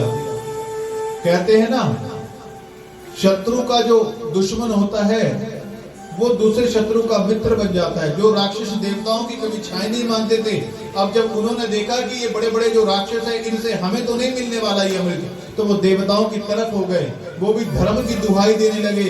अरे ये धर्म नहीं कहता है, धर्म ये कहता है कि बात ये थी कि आधा आधा बंटवारा होगा, लेकिन ये अकेले ही राक्षस लेकर के जा रहे हैं। देवता मुंह देख रहे हैं, कुछ कर नहीं पा रहे हैं। वहां पे लड़ाई प्रारंभ होगी। बड़े बड़े राक्षस उसे लेकर के भागे कि हम स्वयं पी जाएंगे और किसी को नहीं देंगे। ये बात नारायण को पता चली और मेरे नारायण ने मोहिनी का रूप धारण कर लिया। सुंदर सी साड़ी पहनी है, आज पहले घुंघरू इत्यादि पांव के अंदर डाले हैं, करधनी को लगाया है, सुंदर सा स्वरूप बनाया है और मोहिनी स्वयं नारायण भगवान मोहिनी का रूप लेकर के कमर को मटकाते हुए जैसे ही आए, राक्षसों की नजर पड़ी है उनके ऊपर। अब तो अमृत को भूलने लगे और एक ही निगाह से मोहिनी की तरफ देखने लगे। एक राक्षस चाहता है काश मोहिनी मुझे मिल जाती, काश मोहिनी मुझे मिल जाती। अरे हाड़ मांस के पुतलों को जब भगवान ने इतना सुंदर बना दिया है तो स्वयं वो नारायण आज मोहिनी का रूप लेकर के आया है, वो कितना सुंदर होगा। राक्षसों की नजर पड़ी है, सब चाहते हैं इसका विवाह हमारे साथ हो जाता, ये हमें अपना लेती। तभी कुछ राक्षसों ने कहा अरे हम अमृत के लिए लड़ेंगे नहीं। मोहिनी से कहा मोहिनी ऐसा करो तुम ही हमें अमृत का पान करवा दो। मोहिनी ने कहा नहीं भैया मुझे इस झंझट में पड़ना नहीं है। अब तो उनका भरोसा और ज्यादा बढ़ गया मोहिनी के ऊपर। क्यों? क्योंकि इसको अमृत का लालच नहीं है। सभी राक्षस आ गए, नहीं नहीं मोहिनी तुम्हारे हाथों के द्वारा ही ये इसका वितरण होगा, तुम ही बांटो। मोहिनी ने कहा तुम मेरी मर्जी होगी, मैं किसी को दूं ना दूं, क्या तुम्हें ये स्वीकार होगा? इतने आसक्त हो गए थे मोहिनी के ऊपर, राक्षस ने स्वीकार कर लिया, जिसका मन हो तुम उसको इस अमृत का पान करवाओ, पर तुम्हारे ही हाथों के द्वारा इस अमृत का जो बंटवारा होगा तुम ही बांटो, तुम इसका वितरण करो। मोहिनी ने पहले मना किया, लेकिन उनके कहने पर राक्षसों के मोहिनी ने अमृत को लिया, कहा ठीक है मैं तुम्हें पिलाती हूँ। 2 पंगत लगा दी, एक में राक्षसों को बैठा दिया गया, एक तरफ देवताओं को बैठा दिया गया। देवताओं को अमृत पिला रही है मोहिनी, लेकिन राक्षस देखते जा रहे हैं और रूप के ऊपर मोहित हुए हैं। इतने में कुछ राक्षसों ने कहा कि ये तो हमें मिल ही नहीं रहा है। अरे संतोष रखो, धैर्य रखो, मोहिनी किसी के साथ भेदभाव नहीं करेगी।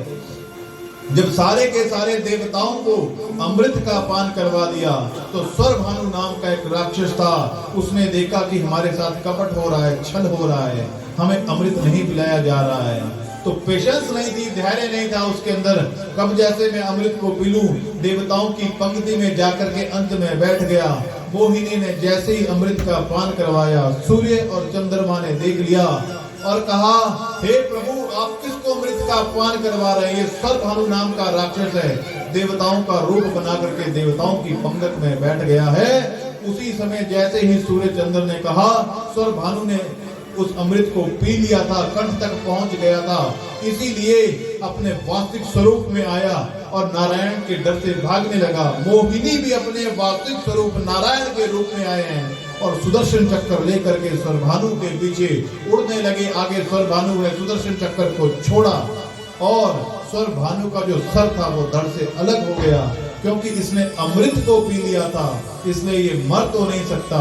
इसका ऊपर का जो हिस्सा था वो राहु के नाम से प्रसिद्ध हुआ और जो धड़ था इसका वो केतु के नाम से प्रसिद्ध हुआ, क्योंकि सूर्य और चंद्रमा ने शिकायत की थी, इसलिए ये ग्रहण के रूप में सूर्य और चंद्र को ग्रसता है राहु और केतु, क्योंकि इन्होंने शिकायत की थी कि हे प्रभु स्वरभानु ने अमृत को पी लिया है।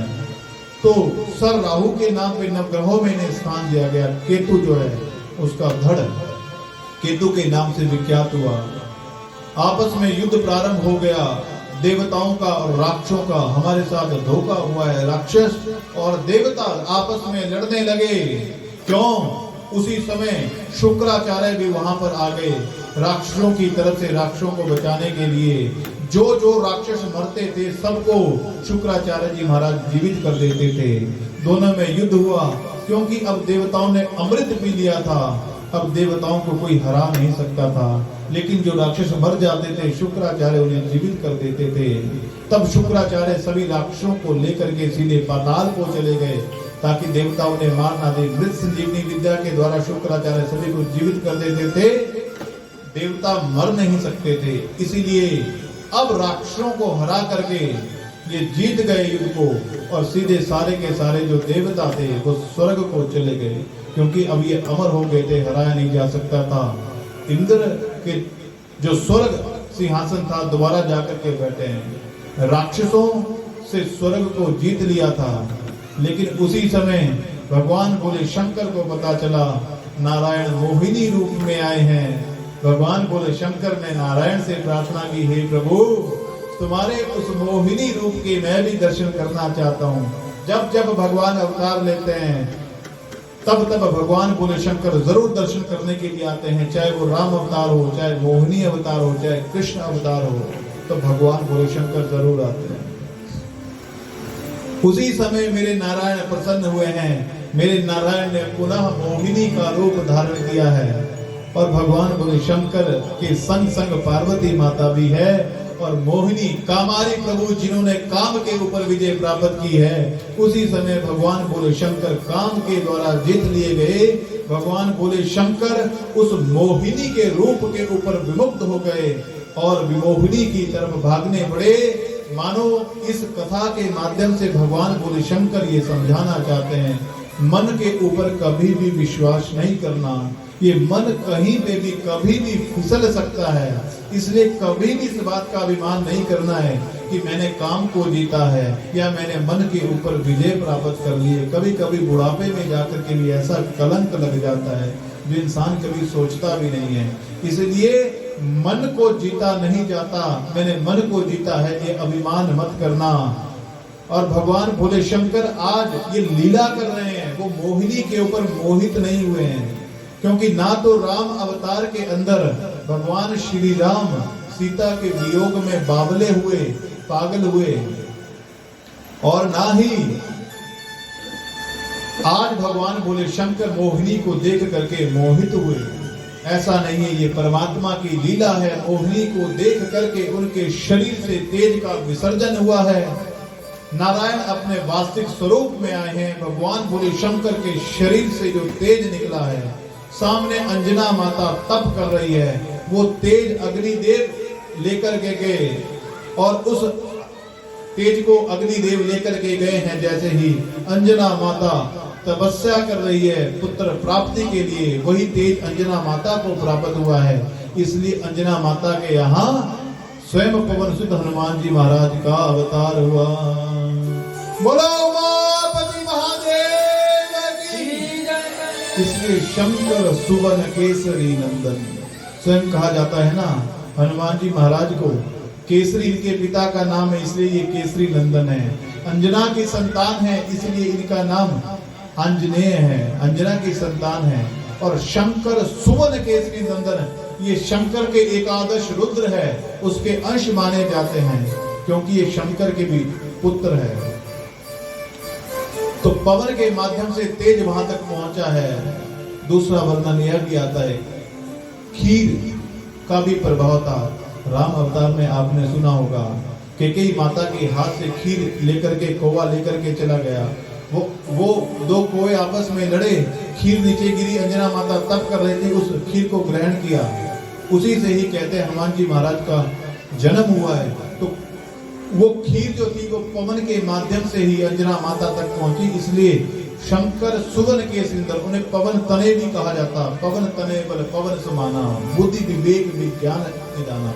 हरि अनंत हरि कथा अनंता प्रिय बंधुओं। भगवान भी कई है और भगवान की कथाएं भी कई है। अलग अलग कल्प में जाकर के इंद्र बदलते हैं, जैसे ब्रह्मा भी बदल जाते हैं, वैसे अलग अलग कल्पों के अंदर भगवान के चरित्र अलग अलग होते हैं। कभी किसी कल्प की कथा होती है, कभी किसी कल्प में किसी का जन्म किसी के द्वारा होता है, दूसरे कल्प में दूसरे के द्वारा हो जाता है। किसी कल्प के अंदर ब्रह्मा की पुत्री सरस्वती बन जाती है और किसी कल्प के अंदर ब्रह्मा की ही पत्नी सरस्वती बन जाती है। अलग अलग कल्पों के अंदर अलग अलग कथाएं होती है, एक सरस्वती नहीं है, अलग अलग सरस्वतियां हैं। एक पुत्री है, कभी किसी के ऊपर ब्रह्मा जी मोहित हो जाते हैं। अलग अलग, हरि अनंत इसलिए कहा जाता है। भगवान की कथा अनंत है, भगवान की कथाएं अनंत है। तो भगवान बोले शंकर भी नारायण के उस रूप को देख करके मोहित हो गए थे। इसके बाद नारायण ने भगवान बोले शंकर को और हाथ जोड़े हैं और नारायण ने भगवान बोले शंकर एक दूसरे को ही अपना इष्ट मानते हैं। इसलिए आओ नारायण को भी जो पाना चाहता हो वो भी भगवान बोले शंकर की तपस्या करे उनसे प्रार्थना करे, भोलेनाथ की महिमा को गाए, क्योंकि उनकी महिमा का वर्णन इन मुखों से तो किया ही नहीं जा सकता है। इसीलिए आप कृष्ण को पाना चाहते हो, आप राम को पाना चाहते हो, तो भी भगवान बोले शंकर शीघ्रन आशु तुष्यति इति आशुतोषा, ये भगत के आंसू जो है वो शीघ्र पहुंच देते हैं, ये रहने ही नहीं देते हैं। किसी को भी पाना हो तो भगवान बोले शंकर की शरण में जाओ। किसके जीवन में हलाहल विष तुल्य कष्ट अगर हो, उसका निवारण चाहते हो तो भगवान बोले शंकर की शरण में जाओ। स्वयं पुष्पदंत जी महाराज भगवान बोले शंकर की स्तुति करते हैं। शंकर के सर्वश्रेष्ठ भक्तों में सबसे बड़े भगत नारायण भी भगवान बोले शंकर की स्तुति करते हैं। तो आओ उन्हीं भगवान बोले शंकर के चरणों में हम प्रणाम करते हैं, उनका ध्यान करते हैं, प्रेम से भाव से बैठे बैठे झूमते हैं। शिवनाथ तेरी महिमा जब तीन लोग, भोलेनाथ तेरी महिमा जब तीन लोग गाए, नाचे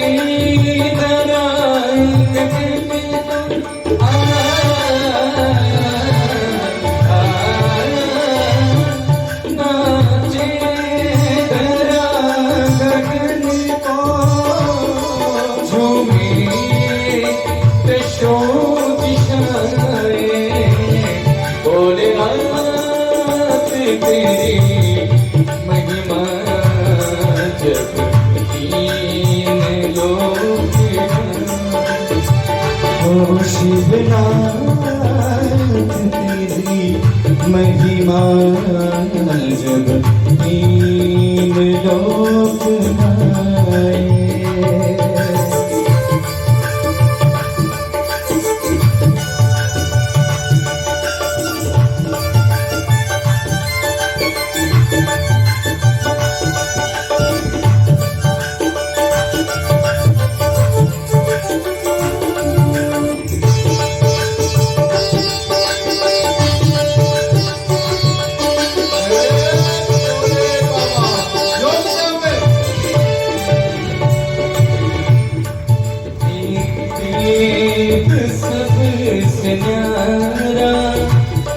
तुझको नमन हमारा, तू देव सबसे प्यारा, तुमको नमन हमारा। लाई भी तेरे द्वारे दर्शन की लाई है तेरे द्वारे दर्शन की कामना। शिवनाथ तेरी महिमा जब तीन लोक गाए, भोलेनाथ तेरी महिमा जब तीन लोक गाए। हो नाचे धरा गगन को,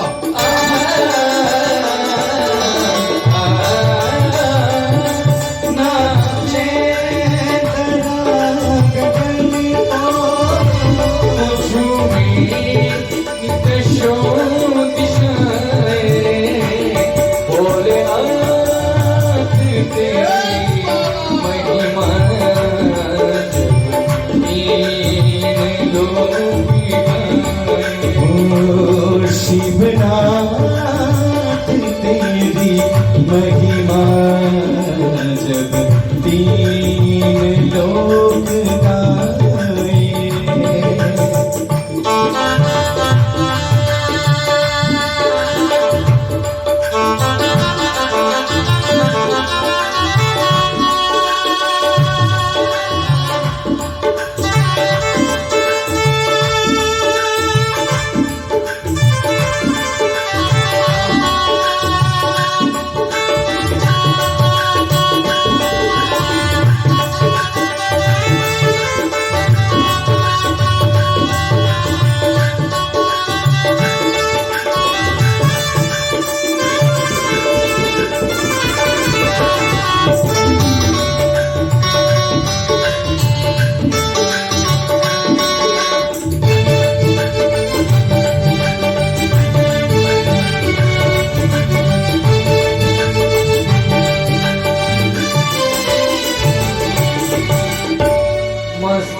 भी चंद्र आधा, हे रूप तेरा सादा।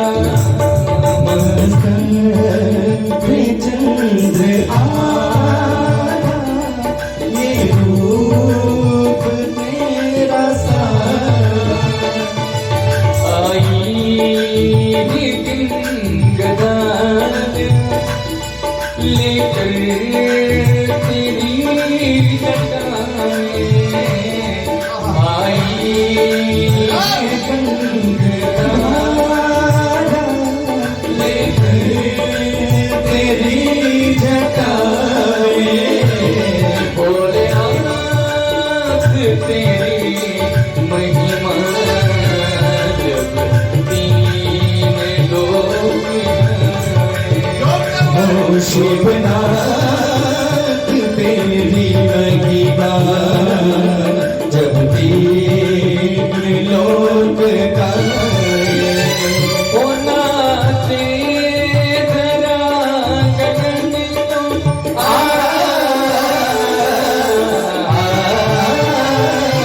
नाचे धरा गगन को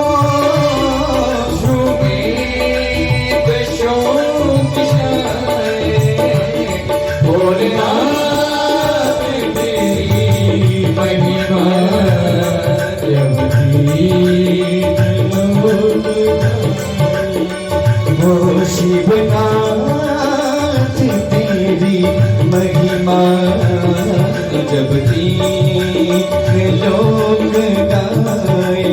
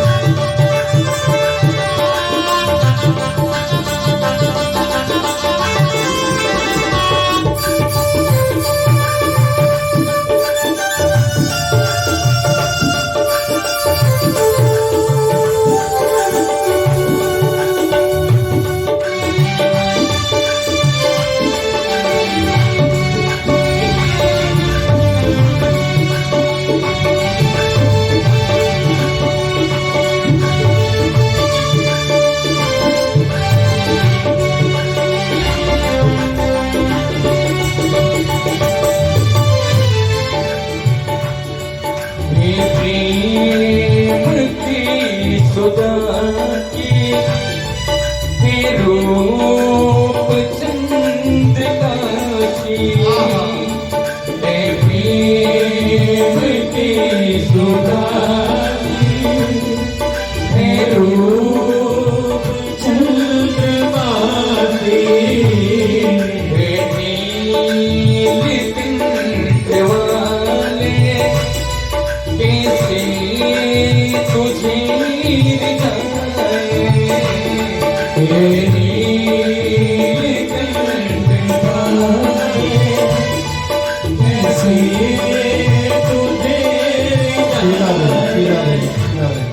एक बात कहें, लोग कहते हैं कि जिसकी रेखाएं अच्छी नहीं होती ना, उसकी किस्मत अच्छी नहीं होती। जिसकी रेखाएं अच्छी नहीं होती, उसकी किस्मत अच्छी नहीं होती। पर सर पे हाथ हो महाकाल का, तो रेखाओं की जरूरत ही नहीं होती।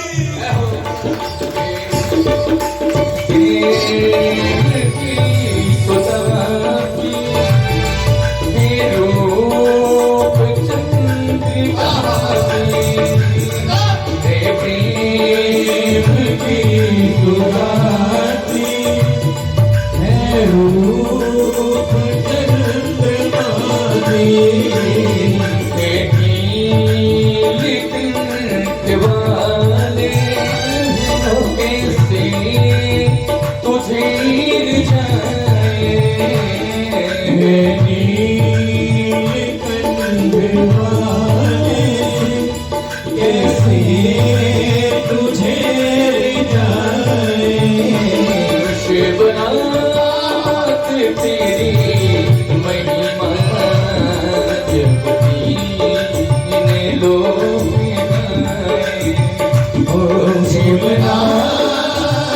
तेरी महिमा जब तीन लोग गाए ओ नाचे धरा चकने तो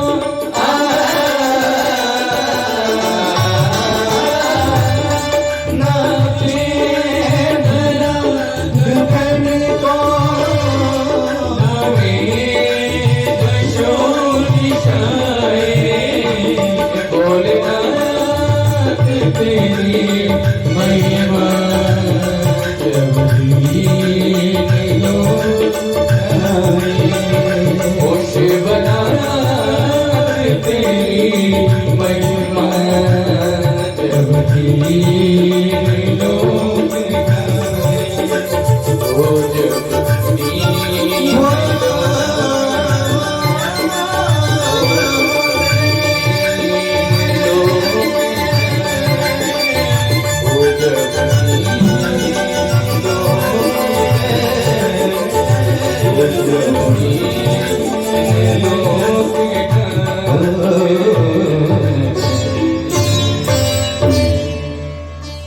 बोलो उमापति महादेव।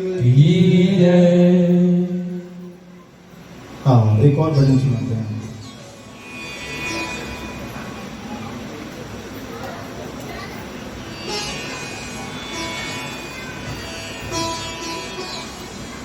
उससे पहले भगवान गुरु शंकर की एक छोटी सी कथा सुना देते हैं। आप देखो कौन होगा ऐसा करुणा निधान। पंडित जी बाहर सिर्फ देखो आप नजारा, पत्तल की जरूरत है, इतने लाइन में बैठे हुए हैं, पूरी तैयारी है। बोलो उमापति महादेव की जय। चलो ठीक है, जिसको जहाँ जगह मिली है वही बैठ करके कथा का श्रवण कर रहे हैं। और एक बहुत हैरानी की बात बताएं हम आपको, ये तबले पे बैठा हुआ है ना ये राकेश, ये मुझे बोलता आचार्य जी, मैंने कहा भाई क्या हो गया, ऐसे भजन गाने को मत बोलना कि नाचने वाले हैं। मैंने कहा ये नहीं लग रहे नाचने वाले, तो ध्यान से सुनते हैं सारे यहाँ पे, बहुत ध्यान से आप सभी लोग कथा को सुनते हो, बहुत ज्यादा ध्यान से। कहा इनको मत बोलना, ये तो ध्यान से सुनने वाले हैं। और मैक्सिमम हमने देखा यहाँ पे भी, चलो अब जानते हैं शायद कल राखी भी है, तो कुछ तैयारियां भी कर रहे होंगे उस चीज की कि चलो राखी है, कल कईयों ने जाना भी होगा। लेकिन मैक्सिमम यहाँ पे जो जेंट्स होते हैं बड़ा वो समय निकाल करके आए और निरंतर कथाओं का पान कर रहे हैं, बहुत ध्यान से कथा को सुन रहे हैं। लेडीज को थोड़ा हो जाता है कि एक आधा ठुमका लगा दिया जाए तो बढ़िया हो जाए, टाइम निकल जाए। क्योंकि जेंट्स जो होते हैं वो अक्सर कथा को सुनने के लिए चलो ठीक है, कि उनको ऐसा नहीं है, वो प्रॉपर आएंगे, जब समय निकाला है तो उनको तो सुनने को चाहिए। तो बड़े प्यार से आप सभी यहाँ लोग कथा को सुन रहे हैं, बड़ा आनंद आ रहा है, बहुत आनंद। तो इसी से ही पता चलता है यहाँ के अनुशासन का है ना, आश्रम के अंदर जो नियम है ना महाराज जी ने रखे हैं वो सारे के सारे फॉलो कर रहे हैं, है ना। आप सारे के सारे जितने इनके शिष्य हैं, अंदाजा लग जाता है कितनी मेहनत की होगी महाराज जी ने आप सभी के ऊपर, कितनी मेहनत की होगी, बहुत ज्यादा मेहनत की है, बहुत अनुशासित है। सुबह सुबह आप तो यहाँ आते हैं, जब सुबह शिवलिंग पे जल चढ़ा रहे होते हैं, यहाँ का दृश्य कुछ और होता है, अनुभव करने की बात है ना। कोई वृंदावन जाता है तो किसी को नाले और गटर ही दिखाई देते हैं, और किसी किसी को ठाकुर जी हर एक कण कण के अंदर दिखाई देता है ना। तो नजर में फर्क है ना, सोच में फर्क होता है, इसलिए नजर को बदलो नजारे बदल जाएंगे। अपनी नजर को बदलना चाहिए, है ना, तो नजारे बदल जाते हैं। जीवन में कोशिश करो, सोच को बदलो सितारे बदल जाएंगे, नजर को बदलो नजारे बदल जाएंगे, कश्ती को बदलने की जरूरत नहीं, दिशा को बदलो किनारे बदल जाएंगे। तो सुबह सुबह यहाँ देखने वाला होता है, बड़े प्रेम से ऐसे आश्रम में, जैसे पुराने ऋषि मुनियों के होते थे ना, जब कभी भगवान श्री राम गए हैं 14 वर्ष के वनवास के लिए, तो वर्णन आता है भरद्वाज ऋषि के आश्रम में पहुंचे, वाल्मीकि के पहुंचे, तो ऐसा सा होता है उद्देश्य। बड़े प्रेम से सभी यहाँ पे पूजा कर रहे होते हैं, शिव भगवान को जल अर्पण कर रहे होते हैं, तो बड़ा आनंद आता है। हम तो बहुत चाहते हैं प्रिय बंधु कि लोग ज्यादा से ज्यादा भगवान बोले शंकर की पूजा करें, और आप सभी के घर में फिर हमेशा शांति हो, कल्याण हो, क्योंकि शंकर का अर्थ ही शांति है। शंकर का अर्थ ही कर माने कर, शंख माने कल्याण कर, सुख कर, दुखों को हरता है। शंकर का तो अर्थ ही शांति है। तो आप जीवन में अगर ये चाहते हो, ऐसा कौन होगा? भगवान बोले शंकर। तो कल राखी की हम यहीं से ही प्रारंभ कर रहे थे, तो कल राखी इसलिए शायद हो सकता है कल कथा का जो समय रहेगा वो 11 से 1 बजे तक रहेगा। हमें नहीं पता आप कितने लोग पहुंचोगे, सुबह सुबह आपने जाना भी होगा, लेकिन अगर समय हो तो कोशिश करो आप कथा में जरूर आओ, क्योंकि कल फिर सुबह तो नहीं है राखी, तो फिर रात को ही होगी, 9:02 के बाद ही है, पूरा दिन तो भद्रा है। तो वैसे तो राखी का जो पर्व है वो कल ही है, 9:02 के बाद, और 10:26 तकरीबन जो सबसे बढ़िया टाइम है। फिर कुछ लोग 31 को भी करेंगे, सुबह सूर्य उदय जब हो जाएगा 5:59 तकरीबन 6 बजे हो जाएगा ना वो, और 7:05 तक, तब तक जो समय है, हालांकि उतना बढ़िया समय वो तो नहीं है, और समय तो कल का ही सबसे उत्तम है, जो तिथियों का होता है वो उसके हिसाब से तो कल ही होनी चाहिए। लेकिन लोग फिर बयान कर लेते हैं कि रात को हमने भोजन कर लिया है रोटी खाने की, जबकि राखी बांधने में रोटी खाने का ऐसा कोई परहेज नहीं है, लेकिन देशाचार है, कोई कब करता है कब कोई करता है। तो शेष समय तो वैसे यद्यपि कल ही है, 9:02 के बाद ही। फिर परसों भी आपने करना है, तो ऐसा तो है नहीं कि आप परसों करोगे अगर सूर्योदय के बाद 7:05 तक, तो अहित तो नहीं होगा, कुछ अमंगल तो नहीं होगा जीवन में, कुछ बुरा तो नहीं होगा, है ना, बहुत श्रेष्ठ फल ना मिल पाए तो गलत नहीं होगा। और वैसे भी जब राखी लेकर के जाओ तो सबसे पहले गणेश भगवान को अर्पण करो, विघ्न करता भी है विघ्न हरता भी है ना। गणेश की पूजा ना हो तो फिर फायदा नहीं है, तो सबसे पहले तो गणेश भगवान को राखी लगाओ। फिर आपके इष्ट देव है भैया, ठाकुर जी है, कन्हैया जी है, भोले बाबा है, इनके पास जाकर के राखी बांधनी है, उनको अर्पण करो, ये अच्छा होता है। उसके बाद फिर भाई के लिए, वैसे जो राखी होती है वो कुशा की होती है श्रेष्ठ। और कुशा कहाँ से लाए, कौन लाए? तो बाजार से अब तो आर्टिफिशियली काम चल रहा है, लेकिन जो राखी होती है वो बलि को जो डाली थी लक्ष्मी माता ने, नारायण को लेकर के गए थे ना, तो नारायण तो वहाँ द्वारपाल बन गया था पाताल लोक के अंदर, तो राखी बांधी थी, तो कहा क्या चाहिए गिफ्ट में? अब तो कहा कुछ नहीं चाहिए, चौकीदार दे दे अपना, मुझे ये पसंद आ गया। चौकीदार नारायण ही थे, कथा आती है श्रीमद् भागवत इत्यादि में, तभी से ये प्रारंभ हो गया। तो राखी में ऐसा होता है कि बहन जाती है भाई के पास, होता तो यही है, तो राखी उस दिन बांधी जाती है। फिर राखी को खोलना, कुशा की होती थी ना राखी, तो क्योंकि कुशा पवित्र नहीं होती है, आप धागा जो बांधोगे ना, वो शौच इत्यादि जो कर्म होते हैं आपके, सूतक हो गया, पातक हो गया, वो तो खत्म है। उसके बाद में उतारना आपको भाई दूज को है उसको, और कोई सूतक पातक हो गया वो खत्म हो जाएगा, वो धागा दूंगा तो नहीं डाला जाता फिर वो। लेकिन कुशा, गौ और ब्राह्मण ये हमेशा पवित्र होते हैं, तो कुशा की तो श्रेष्ठ होती है। लेकिन चलो अब बाजार में दूसरी शुरू हो गई, अब मिठाइयाँ लेकर के जा रहे हैं, लड्डू लेकर के जाओ, चॉकलेट लेकर के मत जाना भाई को, लोग चॉकलेट दे रहे हैं, पता नहीं क्या क्या दे रहे हैं, सब कुछ बदल दिया। लड्डू लेकर के जाओ, गुड़ खिलाओ, है ना, शक्कर चलो वो भी नहीं हो पाएगा, तो लड्डू लेकर के जाओ, लड्डू का ही। भगवान गणेश को तो मोदक बहुत प्रिय है, उनको भोग लगाओ, तो श्रेष्ठ है। कोशिश करो अगर कल हो जाए, ना हो पाए तो कोई बात नहीं। और वैसे अपने जो आपके पंडित जी ज्योतिषी जी है, तो उनसे संपर्क कर लेना, जैसा वो कहे, आपके देशाचार हो, जैसा भी आपको सही लगता हो। लेकिन ऐसा कोई बंधन नहीं है कि खाली पेट ही आपको राखी बांधनी, ऐसा कहीं नहीं पड़ा मुझे, खाली पेट ही आपको। जैसे ही आप लोग भगवान बोले शंकर को भांग भी चढ़ा देते हो, चढ़ाते ही हैं हम लोग, पर मैंने ऐसा भी नहीं पढ़ा कहीं कि भांग चढ़ाई जाती है, मैंने तो नहीं पढ़ा, होगा लेकिन ऐसा नहीं पढ़ा, पर चलो लोग चढ़ाते हैं। फिर भी तो आप पंडित जी से अपने ज्योतिष से संपर्क कर ले, कल का भी टाइम ठीक है, और परसों सुबह सुबह है, कोई ऐसा तो नहीं, वो मुहूर्त नहीं है, बनता कल ही है, बनता तो कल ही है, लेकिन रात का परहेज नहीं है कि रात है या भोजन कर लिया। बाकी आप लोगों पे निर्भर करता है आपको क्या करना है। तो बड़ा अच्छा दिन है, राखी भी आई है बीच में, है ना। तिथियों की अलग अलग होती है, भद्रा में निषेध होता है, तो भद्रा में मत बांधो, उसमें निषेध है। वो नहीं देखना आपने स्वर्ग की है, मृत्यु लोक की है, पाताल की है, जहां मर्जी की है, भद्रा में मत बांधो। भद्रा खत्म हो जाएगी 9 बजे के 2 मिनट के बाद आप बांधोगे। तो वैसे ही रखिए, पर फिर भी जो समय लग पाए वो 11 बजे से लेकर के 1 बजे तक तो यहाँ कथा होगी। प्रातःकाल हवन होगा और उसके बाद कथा भी विश्राम लेगी। और भगवान भोले शंकर की भक्ति का यहाँ पे इतना हमें अवसर मिल रहा है, बार बार भगवान भोले शंकर के श्रावण का ही पुरुषोत्तम आखिरी है ना। ऐसा भी हमने पहली बार देखा, हमारे हिमाचल के चौपाल से विधायक जी यहाँ पे पहले दिन से ही यजमान तो बने हुए, पूजन तो करवाए रहे हैं, निरंतर कथाओं का भी पालन कर रहे हैं।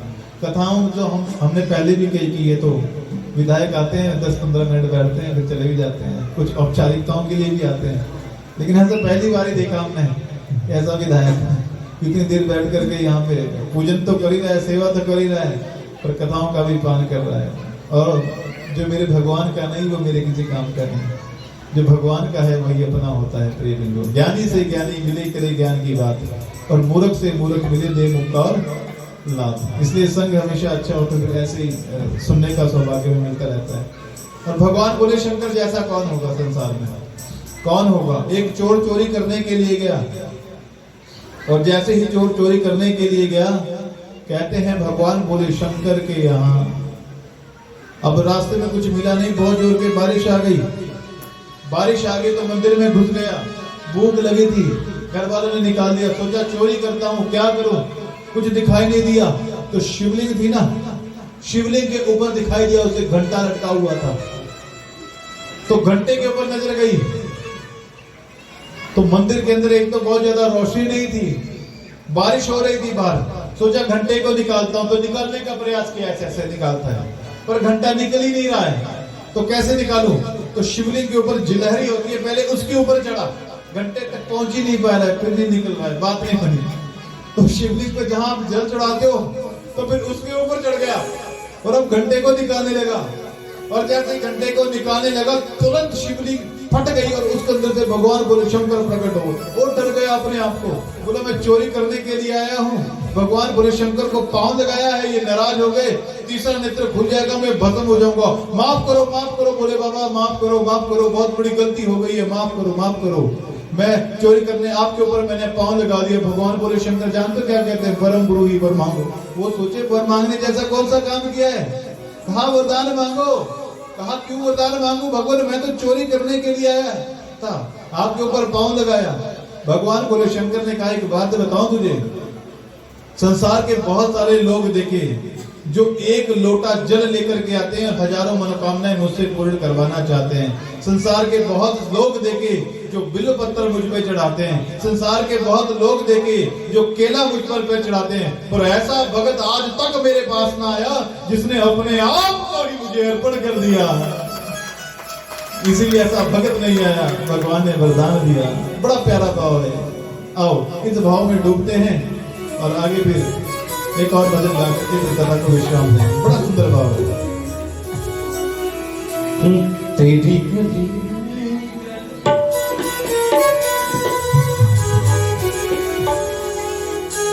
एक नगीना है, तेरी गलियों का बहुत प्यारा भाव है, बड़ा आनंद आता है बैठे बैठे झूमते हुए। फिर नाचना होगा, इसके बाद आपको विचार दे देंगे 2-3 मिनट, ठीक है। आप झूमते झूमते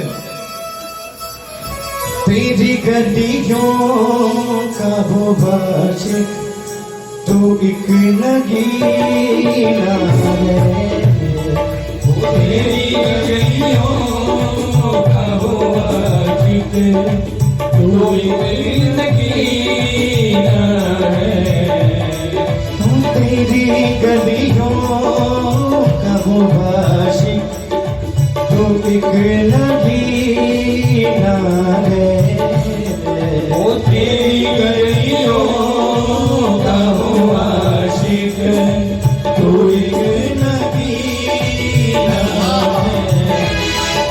तेरी नजरों से मुझे ये जाम पीना है, तेरी गलियों का वो आशिक तो एक नगीना है, ओ तेरी गलियों का वो आशिक तो एक नगीना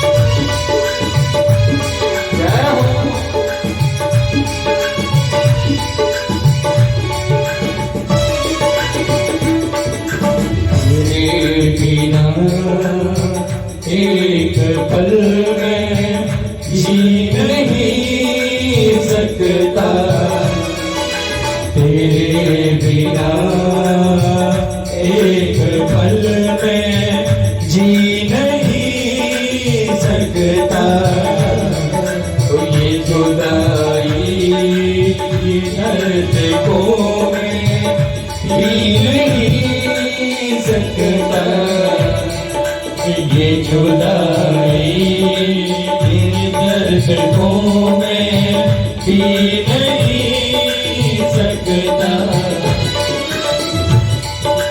तेरी गलियों में सामने मर न जीना बाहर वाले भी वो तेरी गलियों में सामने मर न जीना है का हो आशिक